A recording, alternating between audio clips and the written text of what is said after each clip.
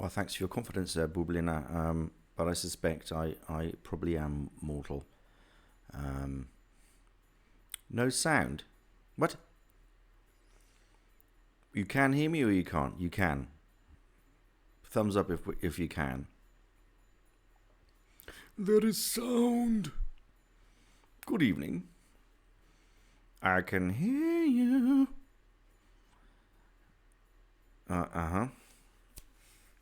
Hey, girlfriend. Dulcet tones. Good evening. Good evening to you, Ziggy Wiggy Stardust.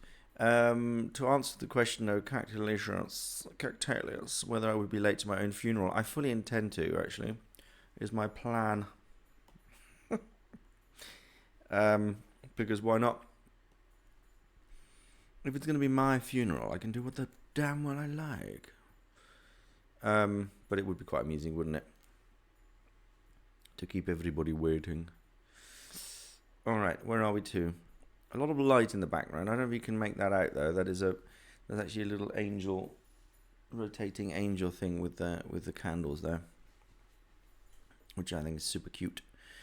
Hey, Moon Lady. First time chat. I'm very well, thank you, Shaka. Hello, Dadzig. I'm doing very well. Thank you for asking. Oh, great, cool. Open presents, and please do join later. Amazing. Still haven't done presents yet. Awesome. Cool. Let us know what you get. Spin, spin. Yes. Do you know it? Prickly triangle. They're amazing little things. Kill the angel. It's too bright and jolly. My stream. I'll do what I like. That's just blinding light for us. Is it? Is it too much? Is that what you're saying? Is this better? Hey, Lana Iru. Lana Iru. Lana. You finally made it to the stream. Do I start painting my room today or tomorrow? I don't know. What mood are you in? You could put this stream on in the background and start today, couldn't you? Get productive, Wadey. I got a rock for Christmas. What kind of rock? Are we talking like diamond, emerald, or just a generic rock that someone found? Yeah. Any damage to your retina is sponsored by Michael. Oh, please! It's not the sun. This is literally like 4 tiny candle power. Daddy's sassy today. Watch out, yeah, because I've had pizza and beer, so I'm loaded with carbs, ready to roll. Oh, coal. What kind of coal? There's different kinds, you know, different grades. They're not all the same. One cannot grade all coal as the same. Okay, but seriously, is the light too much? Yeah, is it too much? Is this better if I lean over? Well, I just know that there are different qualities of coal, and the Forest of Dean, which is in Gloucestershire, just the other north west side of the River Severn, had particularly good coal and was sought after by the Londoners, shipping it out to all the naughty children. That's right, naughty children. None of you should get presents. You got the coal naughty people get. Who decided that? ICP Yowie. Yeah, exactly, Wadey. That's it. Get started. I mean, you can just do one wall or one bit of it and then leave it. You're more irritated by the blinking Christmas tree. Well, I'm sorry about that. You grew up in the Forest of Dean. Where Sazzle Shakes? Gloucestershire. Good evening. All right. Santa. Well, Santa knows. Sorry, ICP. If that was deemed. You got it, Prickly Triangle. If it's brown coal, you've been very, very naughty. One of those annoying ringing tree angel things. That's right, and I like it. Annoying why? Auditorily, does it offend your auditory senses? Yeah. Christmas accordion Bertil. Time to know. Well, that sounds seems right.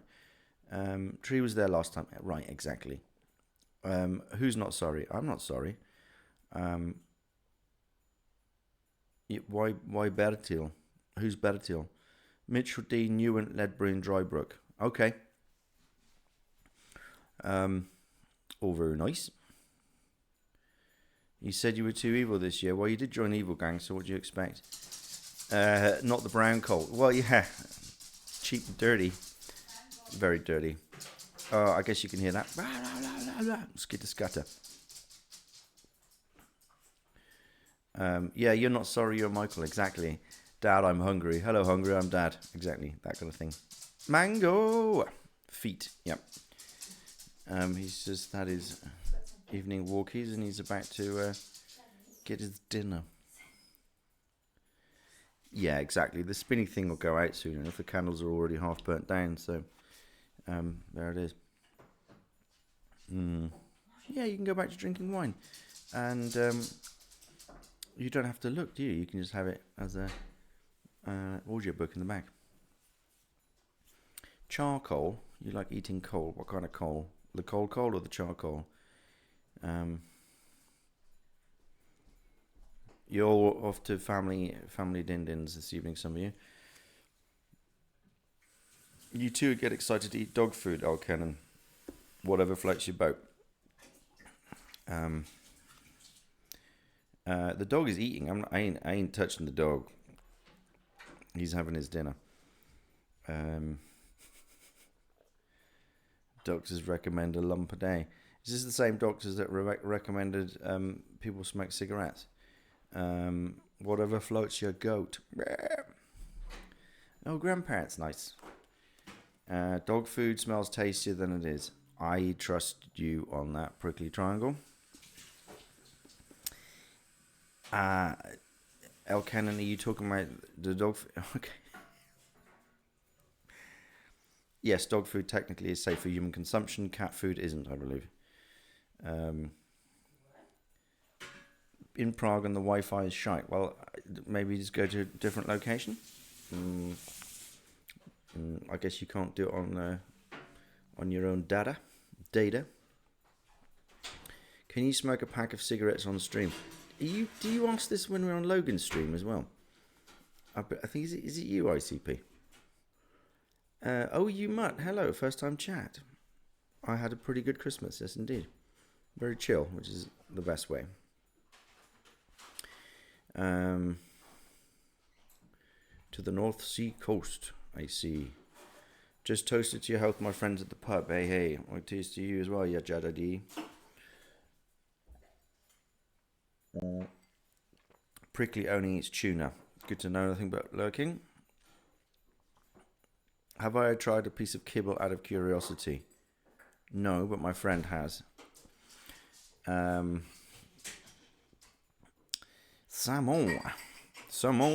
How you cooking that salmon, Ludwig? What's going on with that? What am I drinking? This is an IPA. It's called Juicy Lucy. Wait. I did not get the ice wine yet because I have not had a chance to meet Logan, so you'll have to wait. But then I'm on to Radagast.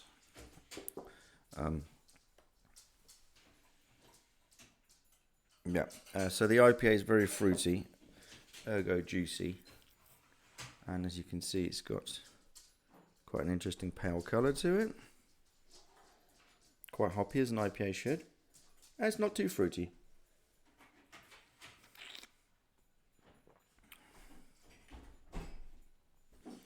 Quite creamy. I did not do lead pouring over Christmas. No, it is a Czech thing, but not this year. Do you like Jaeger bombs? And if not, would you please decide my next order at the pub, please? I don't like beer though. Jaeger bombs are alright. Red Bull though, gross. Somehow though, I'll tolerate it with Jägermeister. If you don't like beer, what about a cider? Cider. Depends on what you've been drinking though, isn't it? Something refreshing, gin and tonic maybe. Is it now ICP? I would not know that as I'm not from Minnesota. Yes, creamy. Creamy. Um, didn't you plan to stop eating drink? I just did a month, guys. I just did a month on the old gluten, didn't I? I do like mead. I do like mead. Yes, I've drank some mead with Logan. Um, yes, farmed salmon. Yes, it's true, but I mean, you're literally cooking it, right? So, it's not. It's various things. Yeah, it's not the best. I try to go for line caught or wild fish as if I can. Minnesota is basically the Czech Republic and Germany and Sweden. Is true. Extra protein, as my grandpa says. There you go. Will you eat the suspicious sludge if I have it come with a pack of fries? You mean a burger? A burger from a large international corporation. Uh, oh wow, we've taken a turn this evening with the conversation. How's the war against mumps van going? We're at a truce right now. We're redrawing lines, and favorite German beer. Oh, I don't know. I like very hoppy beer like Eichbaum, Pilsner, but I also like wheat beer, I guess.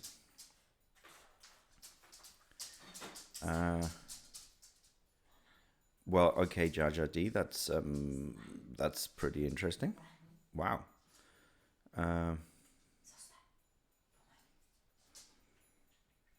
But fair enough. Budweiser is Czech, isn't it? Budweiser's Czech, unless it's the American Budweiser. But there in itself is a story. Truce is boring. Yeah, only as boring as the machinations that are going behind the closed doors. So you'll have to see and wait. Staropramen. Oh, that is controversial. Because the Czech beer used to be quite regionalistic. So if you'd gone even 15 years back, a lot of pubs didn't serve necessarily beers from other regions, right? And that's changed a little bit now. Beer cultures expanded, but a lot of people do not like Staropramen, and it's interesting because it's a Smichov beer, and what can you say? There's some of them are better than others, but it has a distinctive taste. Get an actual mango for every time people ask you to show the dog. That might be. Why not? Fox was sent out for joining the Special Silly Forces, and I hope it'll arrive soon. Expand what? Tippy tappy ASMR.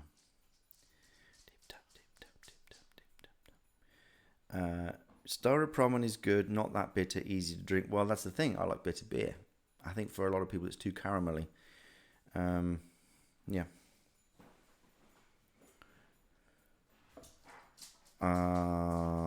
I did not yet open that grape juice, I have to admit. I will be doing a recap of all the wonderful gifts I've been given soon.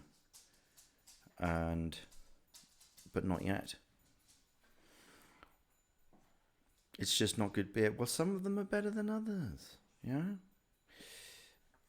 I just like the word expand. Oh, what about The Expanse? Have you seen that? Amazing bit of sci-fi. I like sour beers too. Yes, I do like sour beers. Fruity sours, guava, kiwi, passion fruit, Berliner Weisse. Get in there as well. Dead snake. How would you know what dead snake tastes like? But that's fair enough. Okay, Guinness. Everyone's got different taste buds. Sorry, puppy. Okay. The dog has come for a moment. You will get dog time. Here he is. Mango. You've never sucked on a dead snake. Anyway, I'm going to put the dog down now. There's a lot of good beer in Franconia.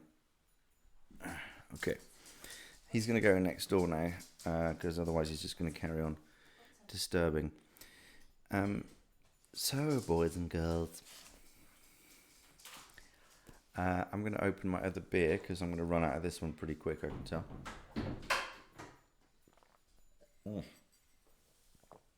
Good stuff. Are you ready? One of the most glorious sounds in the world.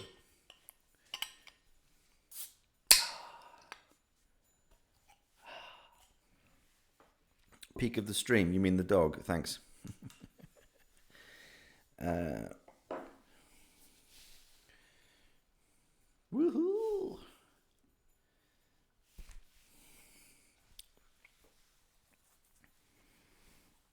Do you think homemade mead would pass what? Oh, if you were sending it in a package, I think so. It's not distilled, right? I think it's only with distilled products they would have some kind of issue there. I mean, if you sent a pot of jam, who would care? But I know that the mead that I was sent from England, it proved a real pain in the arse. Czech customs are a pain in the arse. Oh, Apfelwein. Yeah, Apfelwein is pretty full on. That is not mead. You got the souvenir meat. Yeah, what are you saving it for something prickly triangle? I mean, why not? 'Tis Christmas time. All right. Where do we get to? A Christmas Carol.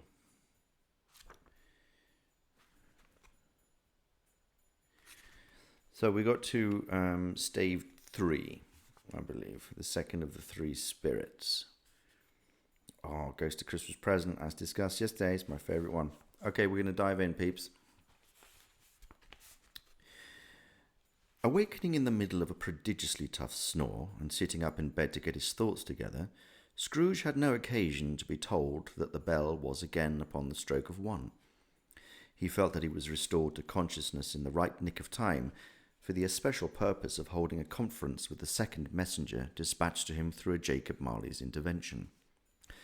But, finding that he turned uncomfortably cold when he began to wonder which of his curtains this new spectre would draw back, he put them every one aside with his own hands, and lying down again, established a sharp lookout all around the bed. For he wished to challenge the spirit on the moment of its appearance, did not wish to be taken by surprise and made nervous. Gentlemen of the free and easy sort, who plume themselves on being acquainted with a move or two, and being usually equal to the time of day, express the wide range of their capacity for adventure by observing that they are good for anything from pitch and toss to manslaughter, between which opposite extremes, no doubt, there lies a tolerably wide and comprehensive range of subjects.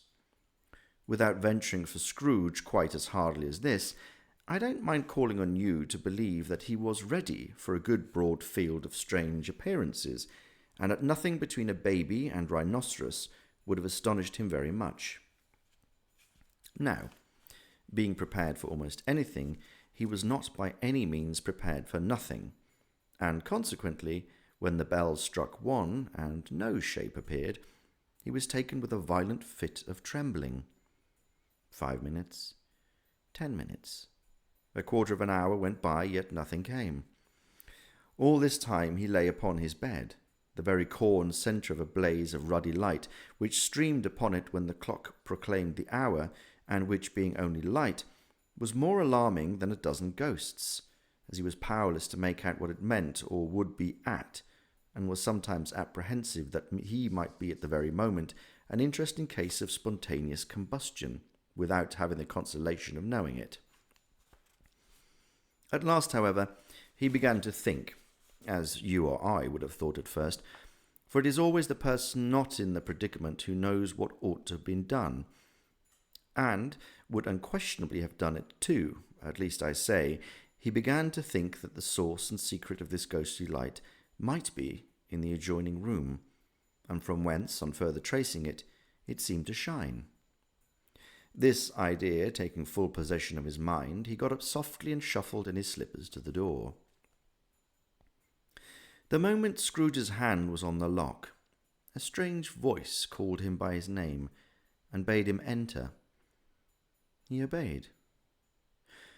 It was his own room, there was no doubt about that, but it had undergone a surprising transformation. The walls and ceiling were so hung with living green that it looked perfect, like a perfect grove, from every part of which bright gleaming berries glistened. The crisp leaves of holly, mistletoe, and ivy reflected back the light, as if so many little mirrors had been scattered there, and such a mighty blaze went roaring up the chimney as to dull petrification of a hearth had never known in Scrooge's time, or Marley's, or for many and many winter season gone.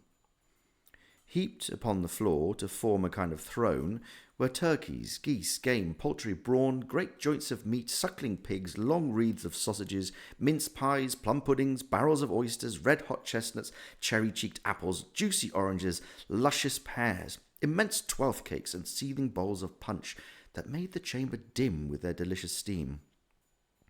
In easy state upon this couch there sat a jolly giant, glorious to see, who bore a glowing torch, in shape not unlike Plenty's horn, and held it up high up, to shed its light on Scrooge as he came peeping round the door. "Come in!" exclaimed the ghost. "Come in and know me better, man." Scrooge entered timidly, and hung his head before this spirit. He was not the dogged Scrooge he had been, and though the spirit's eyes were clear and kind, he did not like to meet them. "I am the ghost of Christmas present," said the spirit. "Look upon me."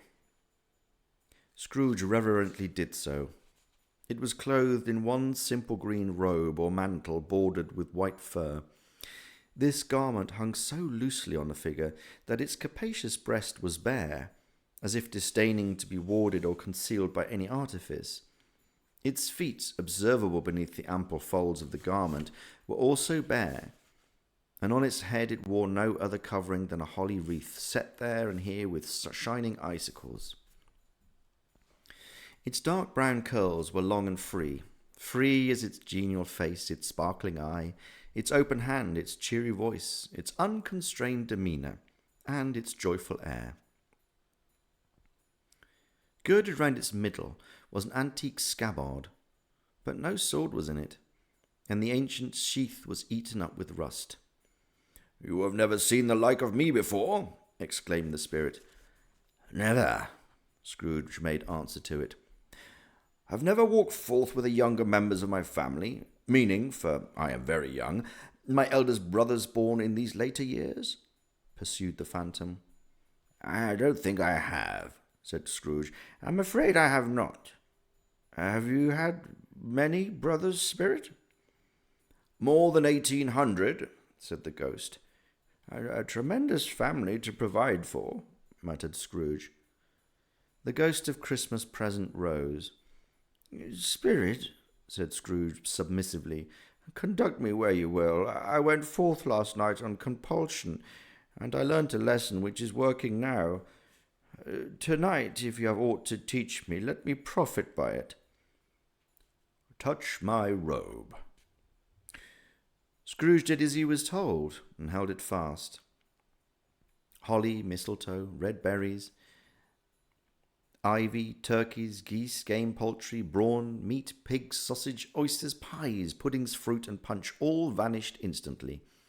So did the room, the fire, the ruddy glow, the hour of the night, and they stood in the city streets on Christmas morning, where, for the weather was severe, the people made a rough but brisk and not unpleasant kind of music, and scraping the snow from the pavement in front of their dwellings, and from the tops of their houses, whence it was mad delight to see the boys, to see it come plumping down into the road below and splitting into artificial little snowstorms. The house fronts looked black enough, and the windows blacker, contrasting with the smooth white sheet of snow upon the roofs, and with the dirtiest snow upon the ground, which last deposit had been ploughed up in deep furrows by the heavy wheels of carts and wagons, furrows that crossed and recrossed each other hundreds of times where the great streets branched off and made intricate channels, hard to trace in the thick yellow mud and icy water. The sky was gloomy, and the shortest streets were choked up with dingy mist, half thawed, half frozen, whose heavier particles descended in a shower of sooty atoms, as if all the chimneys in Britain had, by one consent, caught fire, and were blazing away to their heart's content.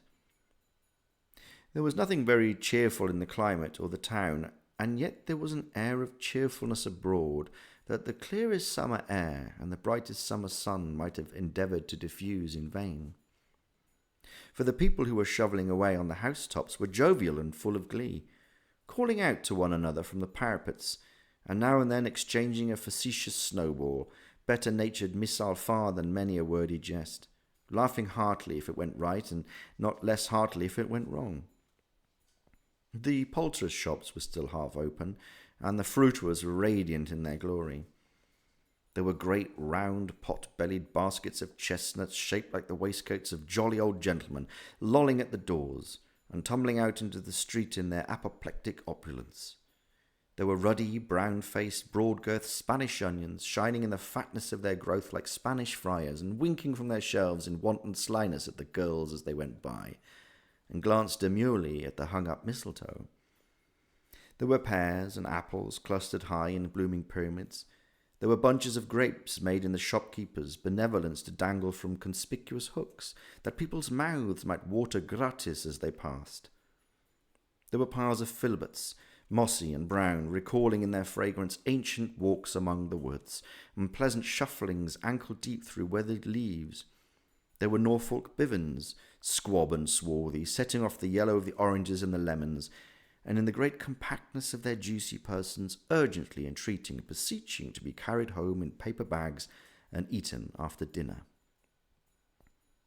The very gold and silver fish, set forth among those choice fruits in a bowl, though members of a dull and stagnant-blooded race, appeared to know that there was something going on, and to a fish went gasping round and round their little world in slow and passionless excitement. The grocers, oh, the grocers, nearly closed, and with perhaps 2 shutters down or 1, but through these gaps such glimpses!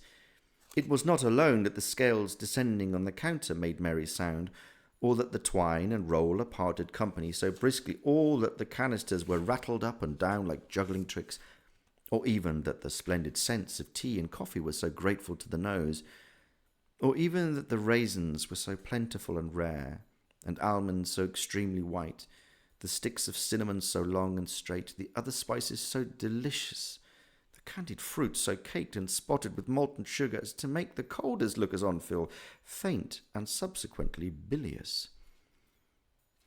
Nor was it that the figs were moist and pulpy, or the French plums blushed in modest tartness from their highly decorated boxes, or that everything was good to eat and in its Christmas dress, but the customers were also hurried, and so eager in the hopeful promise of the day that they tumbled up against each other at the door, crashing their wicker baskets wildly, and left their purchases upon the counter, and came running back to fetch them, and committed hundreds of the like mistakes in the best humour possible, while the grocer and his people were so frank and fresh that the polished hearts with which they fastened their aprons behind might have been their own, worn outside for general inspection and for Christmas doors to peck at it as if they chose.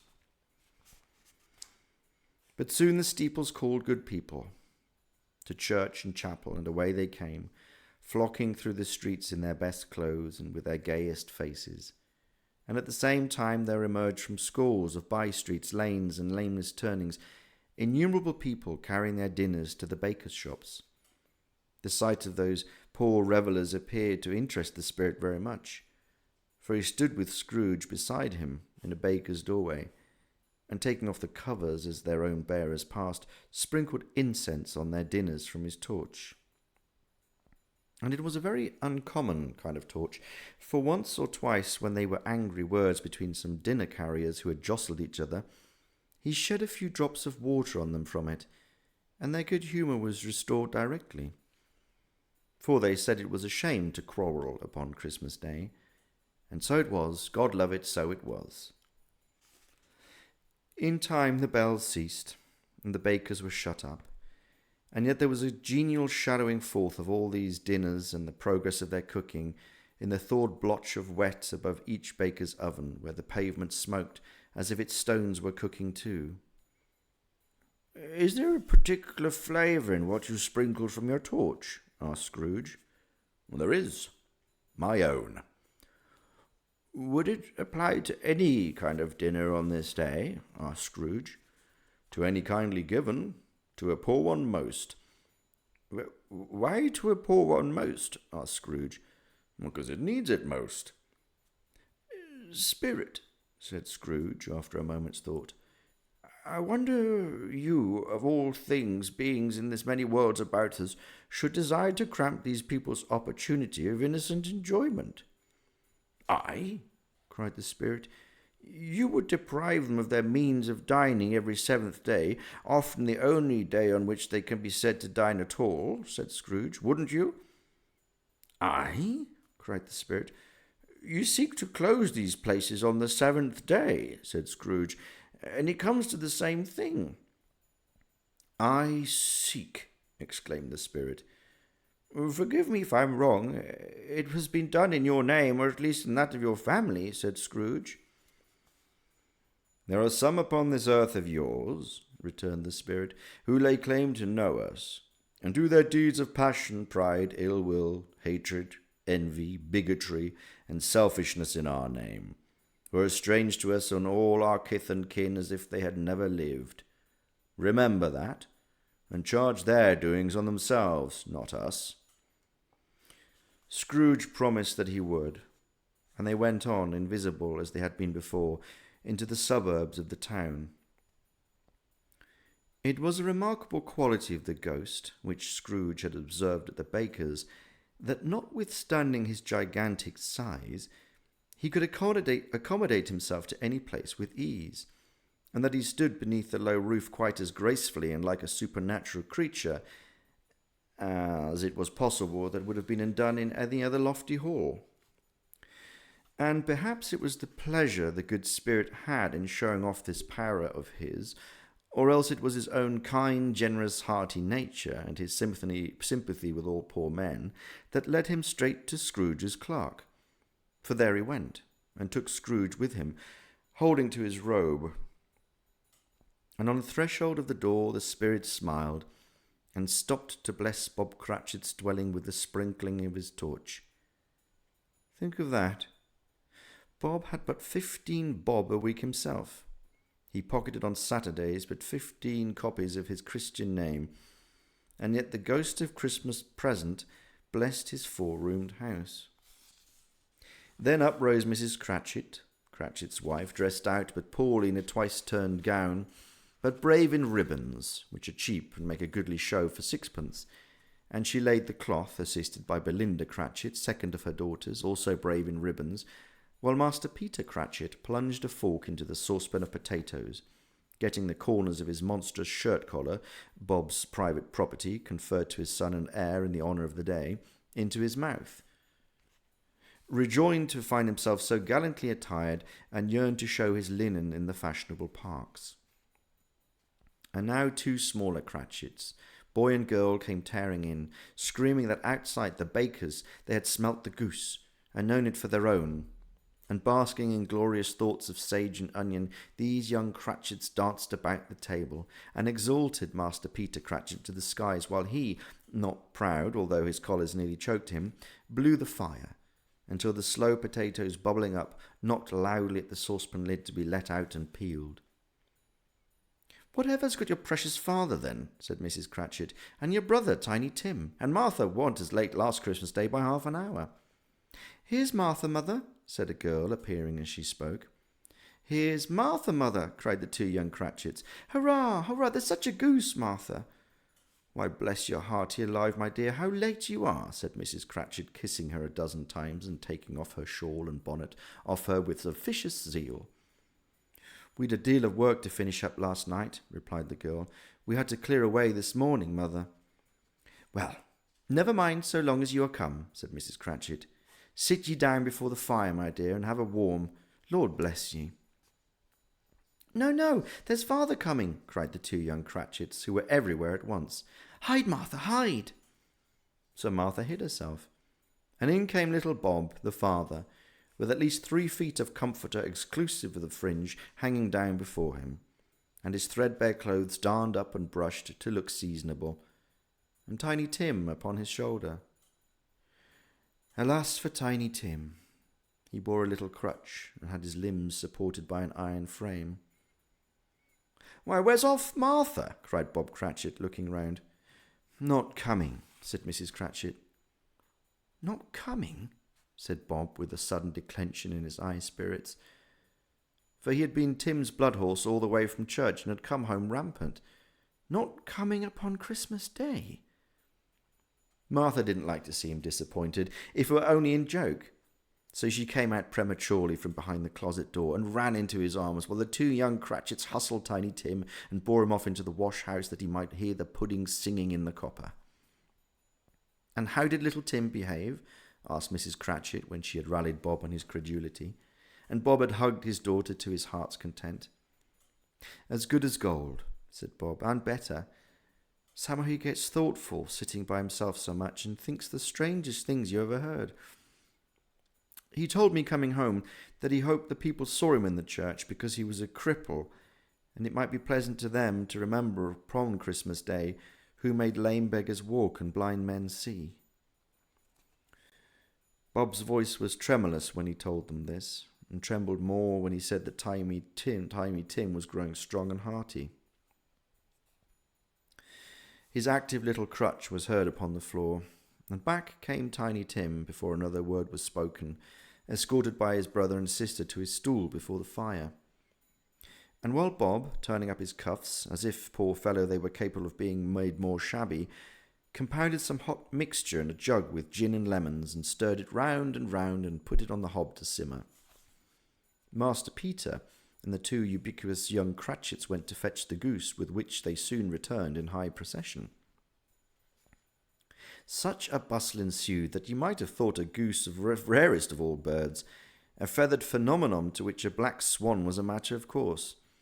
And in truth it was something very like that in this house. Mrs. Cratchit made the gravy, ready beforehand in a little saucepan, hissing hot. Master Peter mashed the potatoes with incredible vigour. Miss Belinda sweetened up the applesauce, and Martha dusted the hot plates. Bob took Tiny Tim beside him in a tiny corner at the table. The two young Cratchits set chairs for everybody, not forgetting themselves, and mounting guard upon their posts, crammed spoons in their mouths, lest they should shriek for goose before their turn came to be helped. At last the dishes were set on, and grace was said. It was succeeded by a breathless pause, as Mrs. Cratchit, looking slowly all along the carving knife, prepared to plunge it in the breast. But when she did, and when the long-expected gush of stuffing issued forth, one murmur of delight arose all around the board, and even Tiny Tim, excited by the two young Cratchits, beat on the table with the handle of his knife and feebly cried, "Hurrah!" There never was such a goose. Bob said he didn't believe there ever was such a goose cooked. Its tenderness and flavour, size and cheapness were the themes of universal admiration. Eked out by applesauce and mashed potatoes, it was a sufficient dinner for the whole family. Indeed, as Mrs. Cratchit said with great delight, surveying one small atom of a bone upon the dish, they hadn't ate it all at last. Yet every one had had enough, and the youngest Cratchits in particular were steeped in sage and onion to the eyebrows.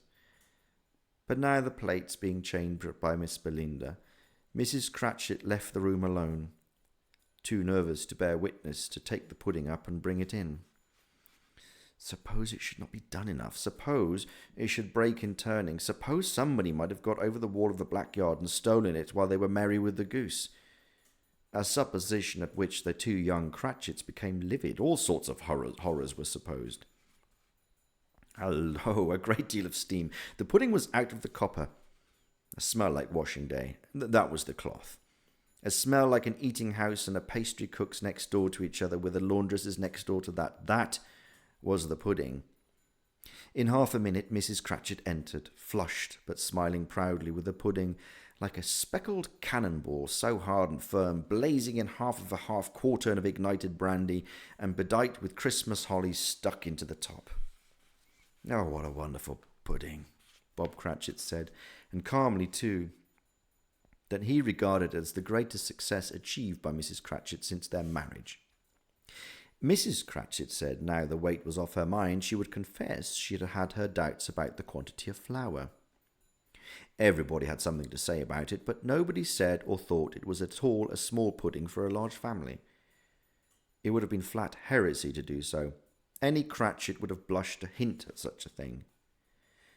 At last the dinner was all done, the cloth was cleared, the hearth swept, and the fire made up. The compound of the jug being tasted and considered perfect, apples and oranges were put upon the table, and a shovelful of chestnuts on the fire. Then all the Cratchit family drew around the hearth in what Bob Cratchit called a circle, meaning half a one, and at Bob Cratchit's elbow stood the family display of glass. 2 tumblers and a custard cup without a handle. These held the hot stuff from the jug, however, as well as golden goblets would have done, and Bob served it out with beaming looks, while the chestnuts on the fire sputtered and cracked noisily. Then Bob proposed, "A Merry Christmas to us all, my dears. God bless us," which all the family re-echoed. "God bless us, every one," said Tiny Tim, the last of all. He sat very close to his father's side upon his little stool. Bob held his withered little hand in his, as if he loved the child, and wished to keep him by his side, and dreaded he might be taken from him. "Spirit," said Scrooge, with an interest he had never felt before, "tell me if Tiny Tim will live." "I see a vacant seat," replied the ghost, "in the poor chimney corner, on a crutch without an owner carefully preserved. If these shadows remain unaltered by the future, the child will die." "No, no," said Scrooge. "No, no, kind spirit, say he will be spared." "If these shadows remain unaltered by the future, none other of my race," returned the ghost, "will find him here. What then? If he be like to die, he had better do it, and decrease the surplus population." Scrooge hung his head to hear his own words quoted by the spirit, and was overcome with penitence and grief. "Man," said the ghost, "if man you be in heart, not adamant, forbear that wicked cant until you have discovered what the surplus is and where it is. Will you decide what men shall live and what men shall die? It may be that in the sight of heaven you are more worthless and less fit to live than millions like this poor man's child. Oh God!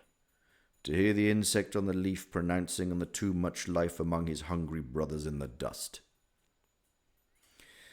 Scrooge bent before the ghost's rebuke, and trembling cast his eyes upon the ground.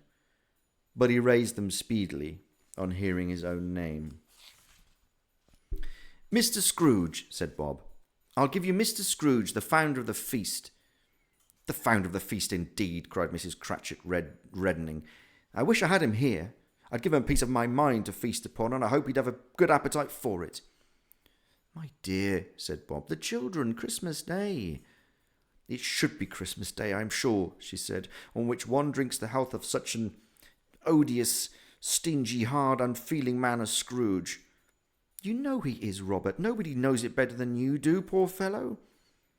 "My dear," was Bob's mild answer, "Christmas Day." "I'll drink his health for your sake and the day's," said Mrs. Cratchit. "Not for his.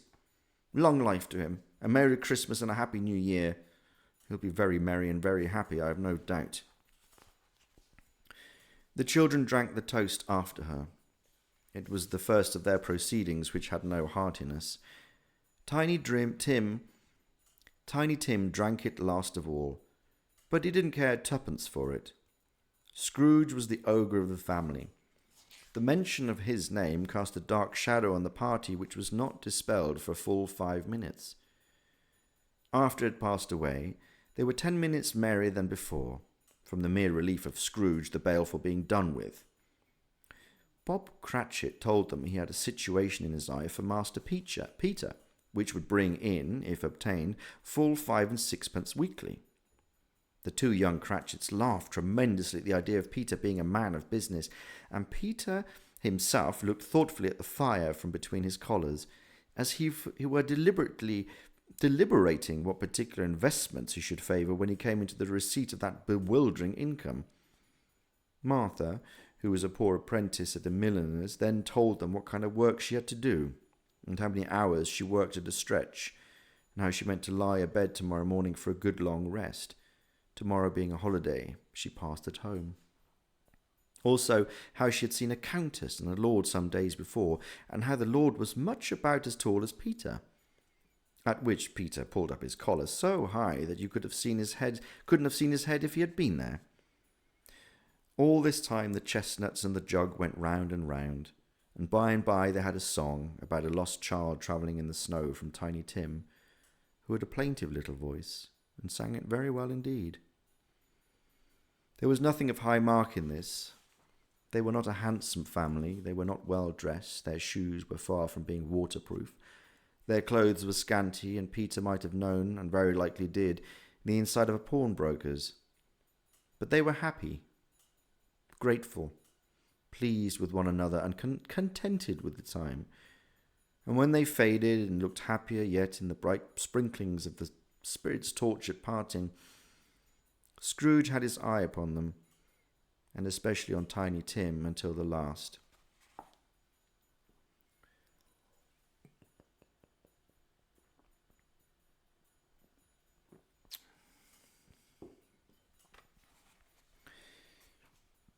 By this time it was getting dark and snowing pretty heavily, and as Scrooge and the Spirit went along the streets, the brightness of the roaring fires in kitchens, parlours, and all sorts of rooms was wonderful. Here, the flickering of the blaze showed preparations for a cosy dinner, with hot plates baking through and through before the fire, and deep red curtains ready to be drawn to shut out cold and darkness. There all the children of the house were running out into the snow to meet their married sisters, brothers, cousins, uncles, aunts, and be the first to greet them. Here again were shadows on the window blind of guests assembling. Then there was a group of handsome girls, all hooded and fur-booted, and all chattering at once, tripped lightly off to some near neighbour's house, where woe upon the single man who saw them enter, artful witches well they knew it, in a glow. But if you had judged from the numbers of people on their way to friendly gatherings, you might have thought that no one was at home, and give them welcome when they got there, instead of every house expecting company, and piling up its fires half chimney high.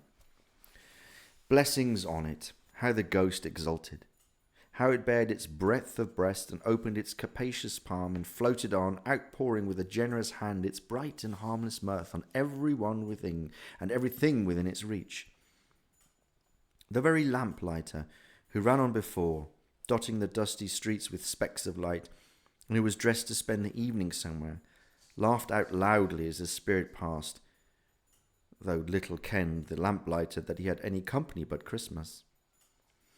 And now, without a word of warning from the ghost, they stood upon a bleak and desert moor, where monstrous masses of rude stone were cast about, as though it were the burial place of giants, and water spread itself whereso it listed, or would have done so but for the frost that held it prisoner. And nothing grew but moss and furze and coarse rank grass. Down in the west the setting sun had left a streak of fiery red, which glared upon the desolation for an instant like a sullen eye, and frowning lower, lower, lower yet, was lost in the thick gloom of darkest night. "What place is this?" asked Scrooge. "A place where miners live, who labour in the bowels of the earth," returned the Spirit. "But they know me. See?" A light shone from the window of a hut, and swiftly they advanced towards it, passing through the wall of mud and stone. They found a cheerful company assembled round a glowing fire. An old man and woman, with their children and their children's children, and another generation beyond that, all decked out gaily in their holiday attire. The old man, in a voice that seldom rose above the howling of the wind upon the barren waste, was singing them a Christmas song. It had been a very old song when he was a boy, and from time to time they all joined in the chorus. So surely as they raised their voices, the old man got quite blithe and loud, and so surely as they stopped, in vigour sank again. The spirit did not tarry here, but bade Scrooge hold his robe, and on passing above the moor, sped whither?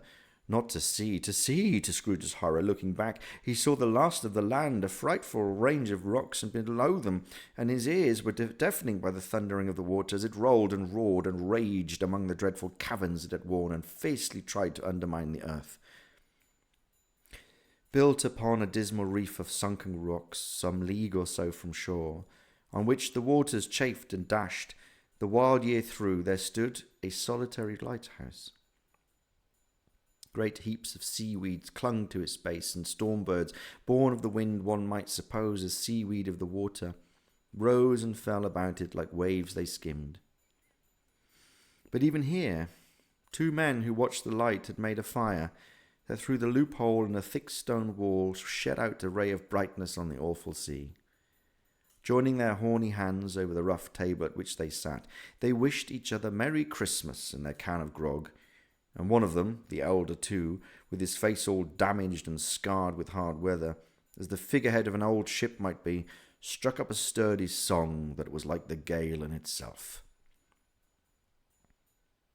Again the ghost sped on, above the black and heaving sea, on and on until, being very far away, as he told Scrooge, from any shore, they lighted on a ship. They stood beside the helmsman at the wheel, the lookout in the bow, and officers who had the watch, dark ghostly figures in their several stations. But every man among them hummed a Christmas tune, or had a Christmas thought, or spoke below his breath to his companion of some bygone Christmas day with homeward hopes belonging to it.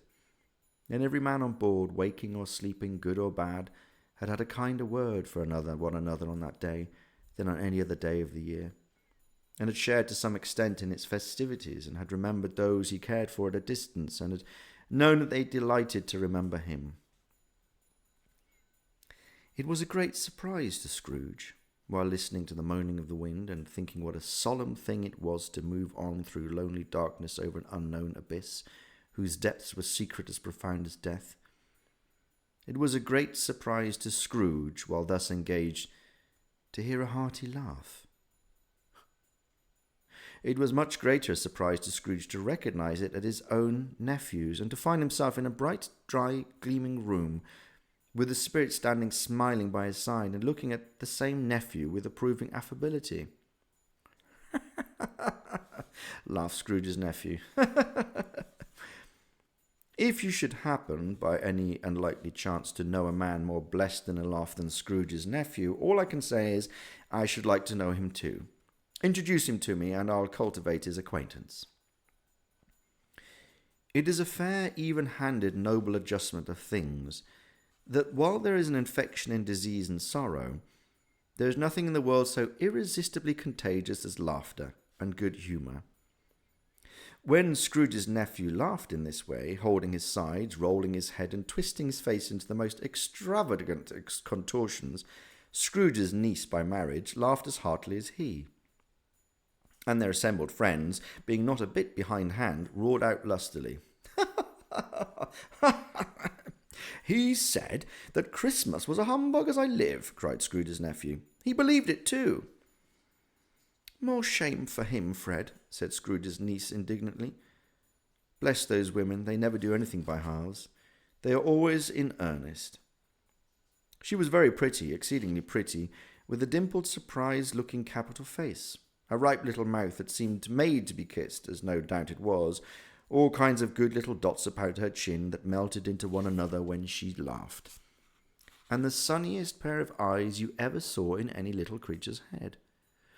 Altogether, she was what you would have called provoking, you know, but satisfactory too. Perfectly satisfactory. He's a comical old fellow, said Scrooge's nephew. That's the truth, and not so pleasant as he might be. However, his offences carry their own punishment, and I have nothing to say against him. I'm sure he is very rich, Fred, hinted Scrooge's niece. At least you always tell me so. Well, what of that, my dear? Said Scrooge's nephew. His wealth is of no use to him. He don't do any good with it. He don't make himself comfortable with it. He hasn't the satisfaction of thinking, ha, that he is ever going to benefit us with it. I have no patience with him, observed Scrooge's niece. Scrooge's niece's sisters and all the other ladies expressed the same opinion. Oh, I have, said Scrooge's nephew. I am sorry for him. I couldn't be angry with him if I tried. Who suffers by his ill whims? Himself. Always. Here, he takes it into his head to dislike us, and he won't come and dine with us. What's the consequence? He don't lose much of a dinner. Indeed, I think he loses a very good dinner, interrupted Scrooge's niece. Everybody else said the same, and they must be allowed to have been many competent judges, because they had just had dinner, and with the dessert upon the table, were clustering round the fire by lamplight. Well, I'm very glad to hear it, said Scrooge's nephew, because I haven't great faith in these young housekeepers. What do you say, Topper? Topper had clearly got his eyes upon one of Scrooge's niece's sisters, for he answered that a bachelor was a wretched outcast who had no right to express an opinion on the subject. Whereat Scrooge's niece's sister, the plump one with the lace tucker, not the one with the roses, blushed. Do go on, Fred, said Scrooge's niece, clapping her hands. He never finishes what he begins to say. He is such a ridiculous fellow. Scrooge's nephew revelled in another laugh, and as it was impossible to keep the infection off, though the plump sister tried hard to do it with aromatic vinegar, his example was unanimously followed. I was only going to say, said Scrooge's nephew, that the consequences of his taking a dislike to us and not making merry with us is, as I think, that he loses some pleasant moments, which could do him no harm. And I'm sure he loses pleasanter companions than he can find in his own thoughts, either in his mouldy old office or his dusty chambers. I mean to give him the same chance every year, whether he likes it or not, for I pity him. He may rail at Christmas till he dies, but he can't help thinking better of it, I defy him, if he finds me going there in good temper year after year and saying, Uncle Scrooge, how are you? If it only puts him in the vein to leave his poor clerk £50, that's something. I think I shook him yesterday. It was their turn to laugh now at the notion of shaking Scrooge, and being thoroughly good-natured and not much caring what they laughed at, so that they laughed at any rate, he encouraged them in their merriment, and passed the bottle joyously.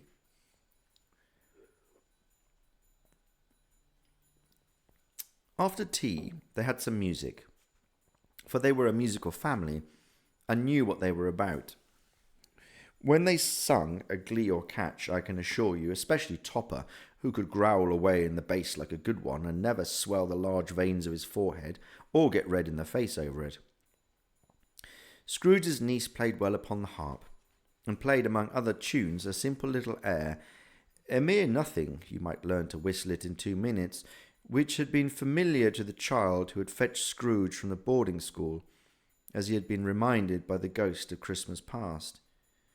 When this strain of music sounded, all the things that the ghost had shown him came upon his mind.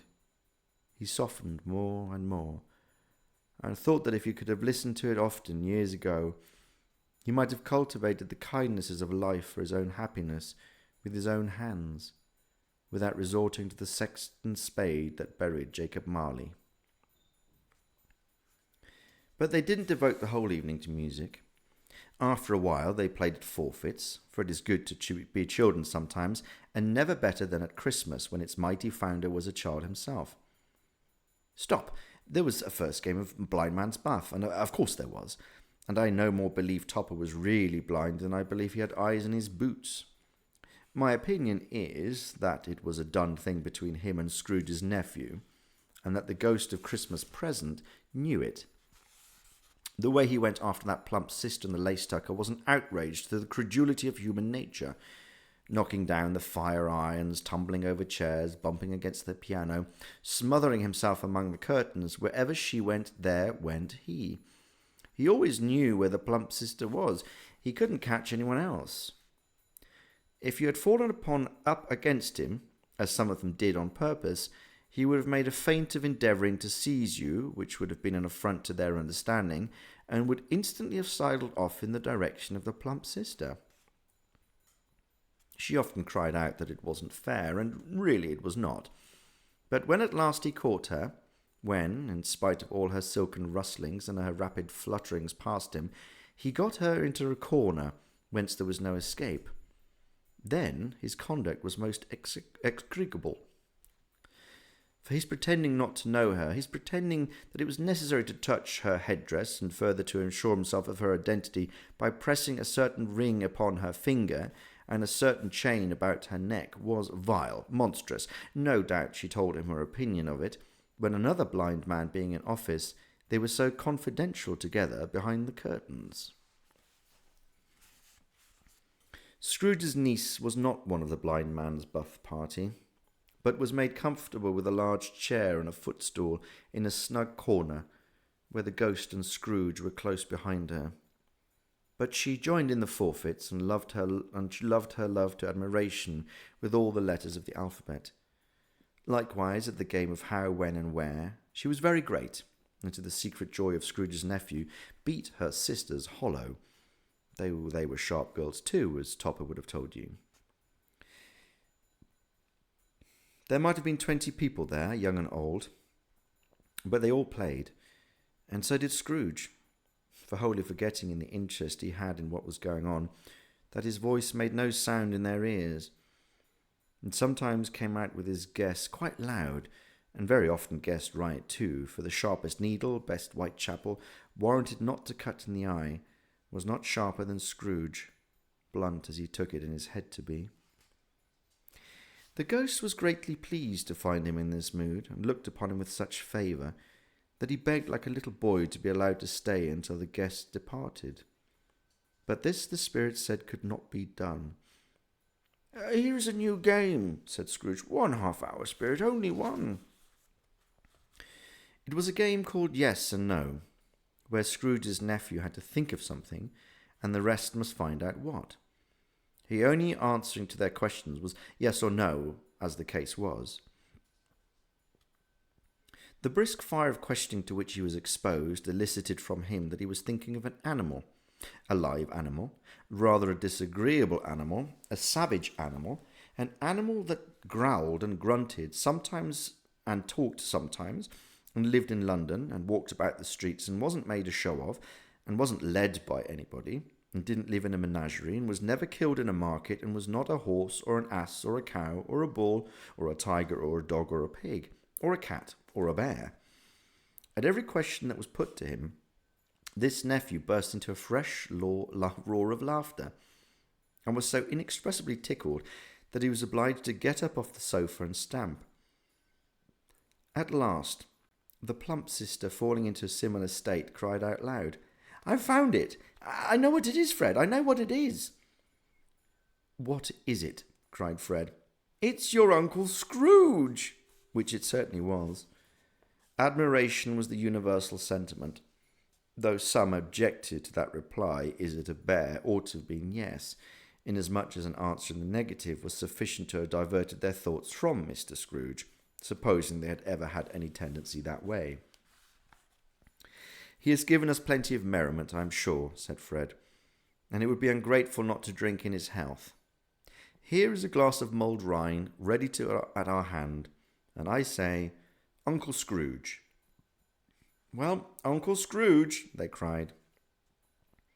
"A Merry Christmas and a Happy New Year to the old man, whatever he is," said Scrooge's nephew. "He wouldn't take it from me, but may he have it nevertheless. Uncle Scrooge." Uncle Scrooge had imperceptibly become so gay and light of heart that he would have pledged the unconscious company in return, and thanked them in an inaudible speech if the ghost had given him time. But the whole scene passed off in the breath of the last word spoken by his nephew, and he and his spirit were again upon their travels. Much they saw, and far they went, and many homes they visited, but always with a happy end. The spirit stood beside sick beds, and they were cheerful, on foreign lands, and they were close at home, by struggling men, and they were patient in their greater hope, by poverty, and it was rich. In almshouses, hospitals, and jail, in misery's every refuge where vain man in his little brief authority had made fast the door, and barred the spirit out, he left his blessing, and taught Scrooge his precepts. It was a long night, if it were only a night, but Scrooge had his doubts about this, because the Christmas holidays appeared to be condensed into the space of time they passed together.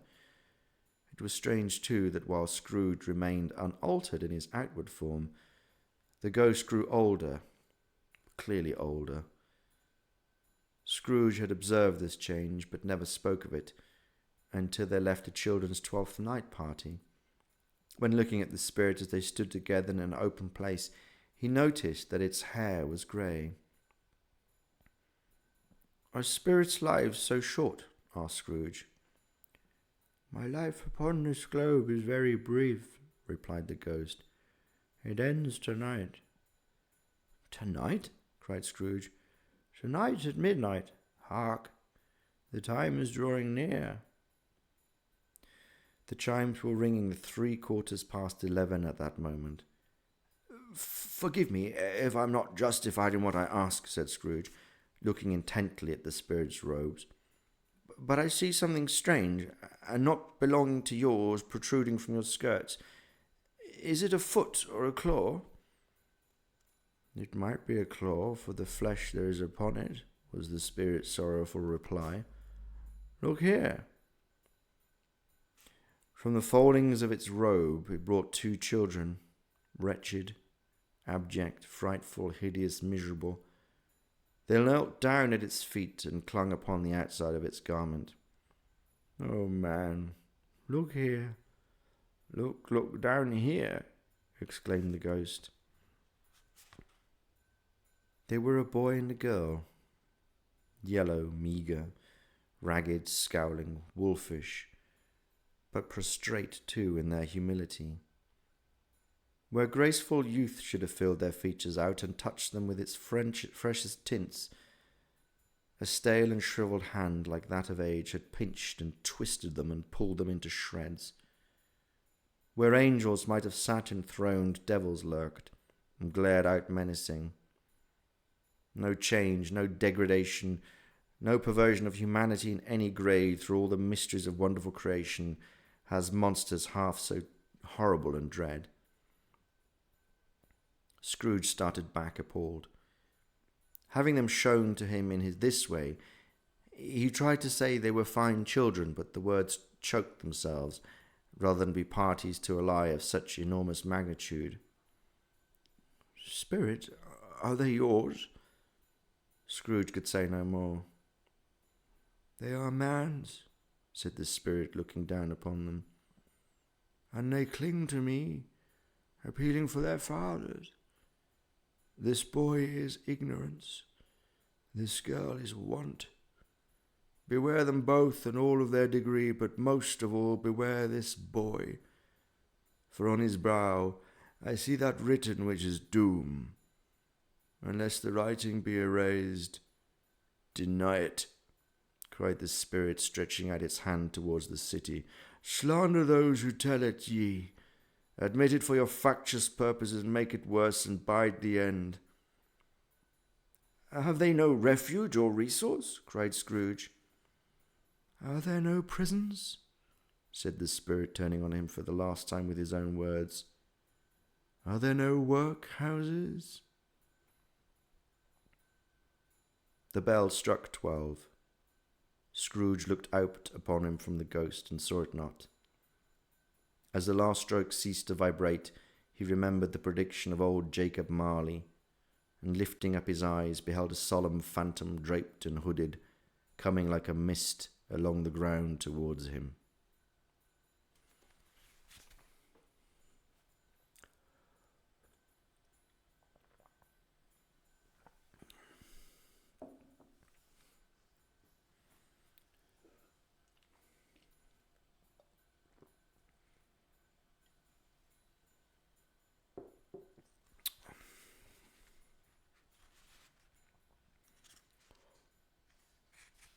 We're all behaving, don't scroll up. Oh, yeah. Well, I'm going to scroll up, of course. Hello, Melquay.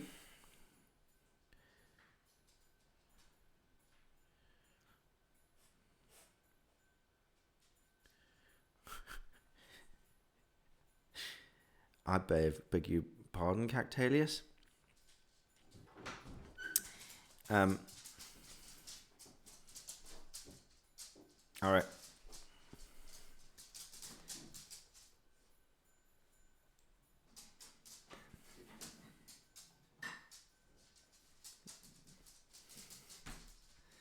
Mango. Why should I not scroll up? We need Michael emotes. Michael Horse emotes. Yeah, I think you should. Mishi needs to stream a bit more. I'm working on it, guys. I'm working on it. All right.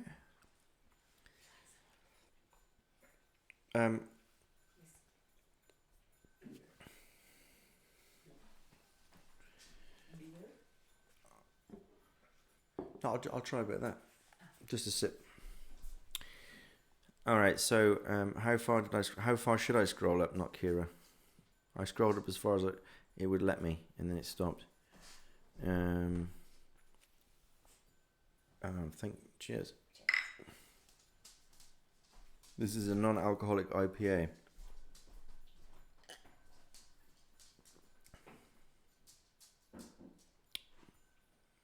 It was quite pleasant. Not particularly strong. No. Yes, 1K subs. 1K subs. 1K subs. Woo-wah, woo-wah. Oh, guys. 6 or 7, not Kira. Chat paused due to scroll. All right. Thanks, guys. I read that bit. Streams with dog cam when.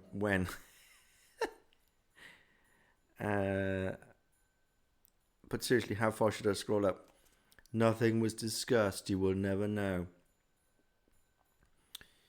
There's some very good IPAs in the States, and some good APAs too.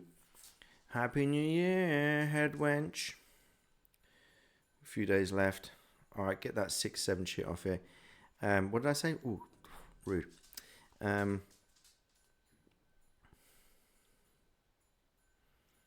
know. Sally. I'm quite surprised I got to 765 so far.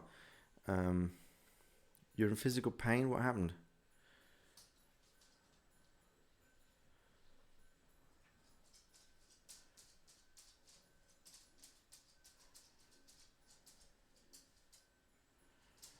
It gave. What about corkscrews? What about corkscrews? Oh, you had problems opening the bottle of wine. Did you get it open in the end? Did you push the cork in? I saw that. Oh, coconut IPA. Yeah, I've had something like that. Not sure. Near Prague Castle. Was it at the monastery? This chat is prison. 1984. Well, that certainly is a type of prison. Oh, nice bit of homebrewing. Who's lost? I'm not lost. Who's lost? I'm lost. What? 808 state is no. There's no numbers banned. I'm just kidding. Tell him I was kidding. It's quite a fight. Yeah, it's hard to push in. Here's the thing: if you've got a screw and like a wood screw and a pair of pliers, that actually works quite well. Just also works.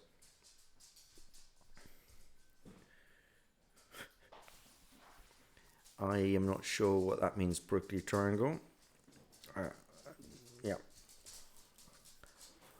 Are all numbers verboten? Absolutely. You can only use letters on this stream.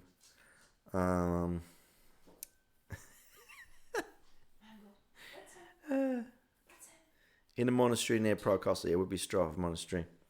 All right, come here. Come in. The dog wants another viewing. Doggy, round 2. He just wants to be in your stream. That's why He doesn't even know what's going on particularly, but he's like, I am the crowning glory. I was calling him and I was like, no, first I want to show myself to the crowd. He looks like a little teddy bear, he does. You got a haircut. He looks like an Ewok. Alright. Kane says hi to Mango. Looks like there's no one home behind his eyes. Alright, nothing but lurking. That's a little on the tough side. Where are we to? Alright, we're on page 60. We are very close, people.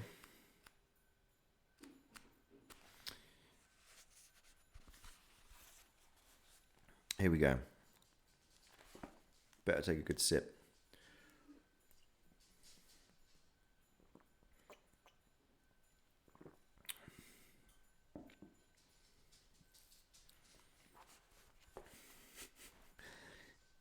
Don't worry, nothing but lurking.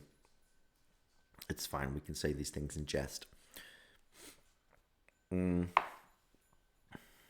that out of the way.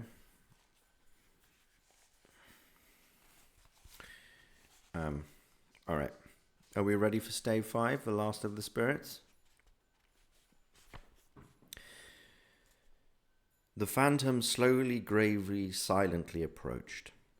When it came near him, Scrooge bent down upon his knee, for in the very air through which this spirit moved, it seemed to scatter gloom and mystery.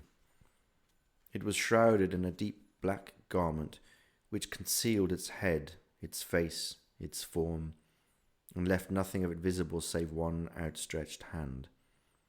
But for this it would have been difficult to detach its figure from the night, and separate it from the darkness by which it was surrounded.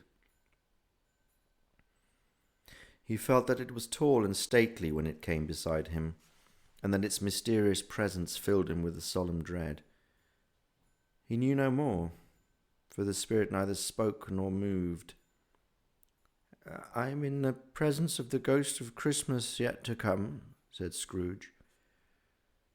The spirit answered not, but pointed onward with his hand. "You are about to show me shadows of the things that have not happened but will happen in the time before us," Scrooge pursued. "Is that so, spirit?"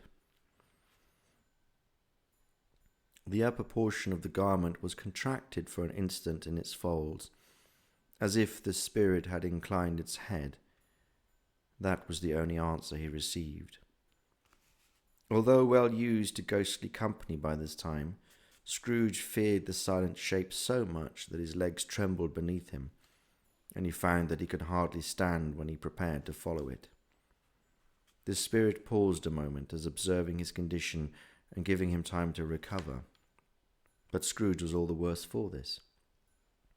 It thrilled him with a vague, uncertain horror to know that behind the dusky shroud there were ghostly eyes intently fixed upon him, whilst he, though he stretched his own to the utmost, could see nothing but a spectral hand and a great heap of black. "Ghost of the future," he exclaimed, "I fear you more than any spectre I have seen. But as I know your purpose is to do me good, and as I hope to live to be another man from that what I was, I am prepared to bear you company, and do it with thankful heart. Will you not speak to me?" It gave him no reply. The hand was pointed straight before them.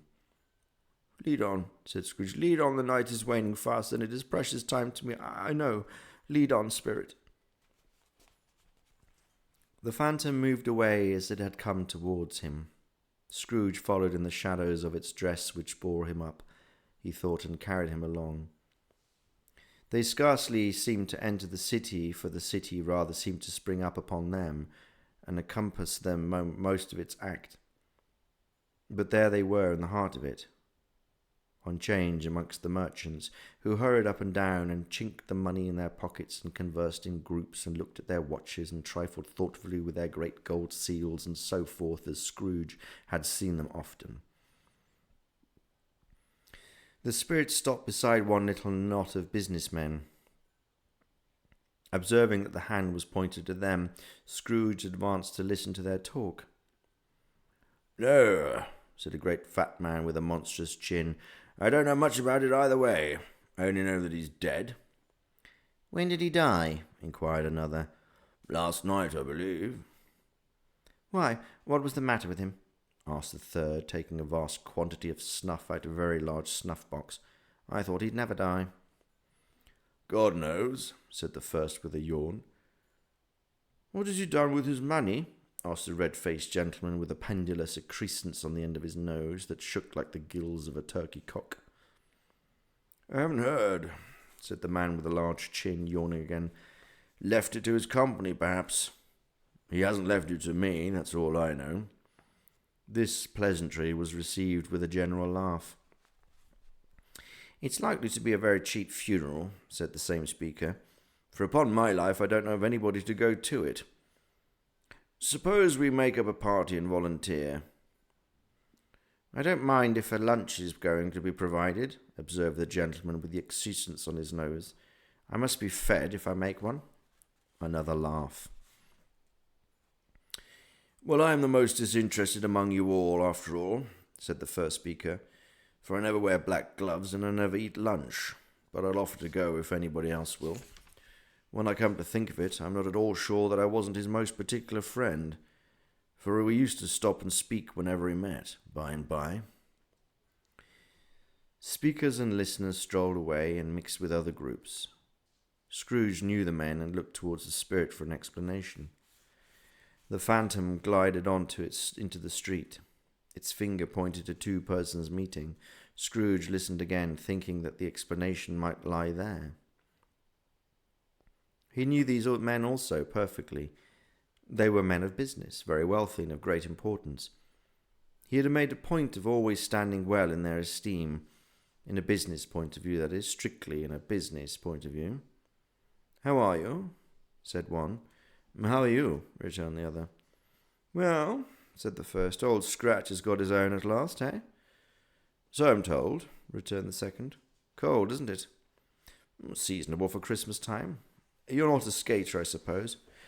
No, something else to think of. Good morning." Not another meeting. Not another word. That was their meeting, their conversation, and their parting.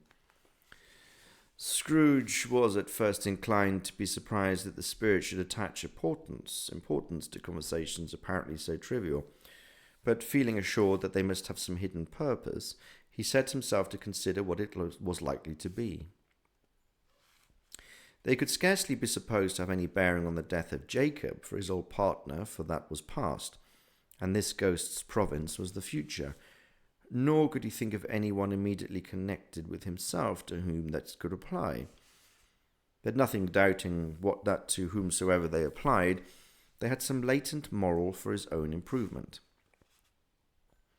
He resolved to treasure up every word he heard, and everything he saw, and especially to observe the shadow of himself when it appeared, for he had an expectation that the conduct of this future self would give him the clue he missed, and would render the solution of these riddles easy. He looked about in that very place for his own image, but another man stood in his accustomed corner, and though the clock pointed to his usual time of day for being there, he saw no likeness of himself among the multitudes that poured in through the porch. It gave him little surprise, however, for he had been revolving in his mind a change of life, and hoped he saw his newborn resolutions carried out in this. Quiet and dark, beside him stood the phantom with its outstretched hand. When he roused himself from his thoughtful quest, he fancied from the turn of the hand and its situation in reference to himself that the unseen eyes were looking at him keenly. It made him shudder and feel very cold. They left the busy scene and went into an obscure part of town, where Scrooge had never penetrated before, although he recognized its situation and its bad repute. The ways were foul and narrow, the shops and houses wretched, their people half naked, drunken, slipshod, ugly. Alleyways and archways, like so many cesspools, disgorged their offences of smell and dirt and life, upon the straggling streets, and the whole quarter reeked with crime, with filth and misery. For in this den of infamous resort there was a low-browed beetling shop, below a penthouse roof, where iron, old rags, bottles, bones, and greasy offal were bought. Upon the floor within were piled up heaps of rusty keys, nails, chains, hinges, files, scales, weights, and refuse iron of all kinds. Secrets that few would like to scrutinize were bred and hidden in mountains of unseemly rags, masses of corrupted fat and sepulchres of bones. Sitting in among the wares he dealt in, by a charcoal stove made of old bricks, was a grey-haired rascal nearly 70 years of age, who had screened himself from the cold air without by a frowsy curtaining of miscellaneous tatters hung upon a line, and smoked his pipe in all the luxury of calm retirement. Scrooge and the Phantom came into the presence of this man, just as a woman with a heavy bundle slunk into the shop. But she had scarcely entered when another woman, similarly laden, came in too, and she was closely followed by a man in faded black, who was no less startled by the sight of them than they had been upon the recognition of each other.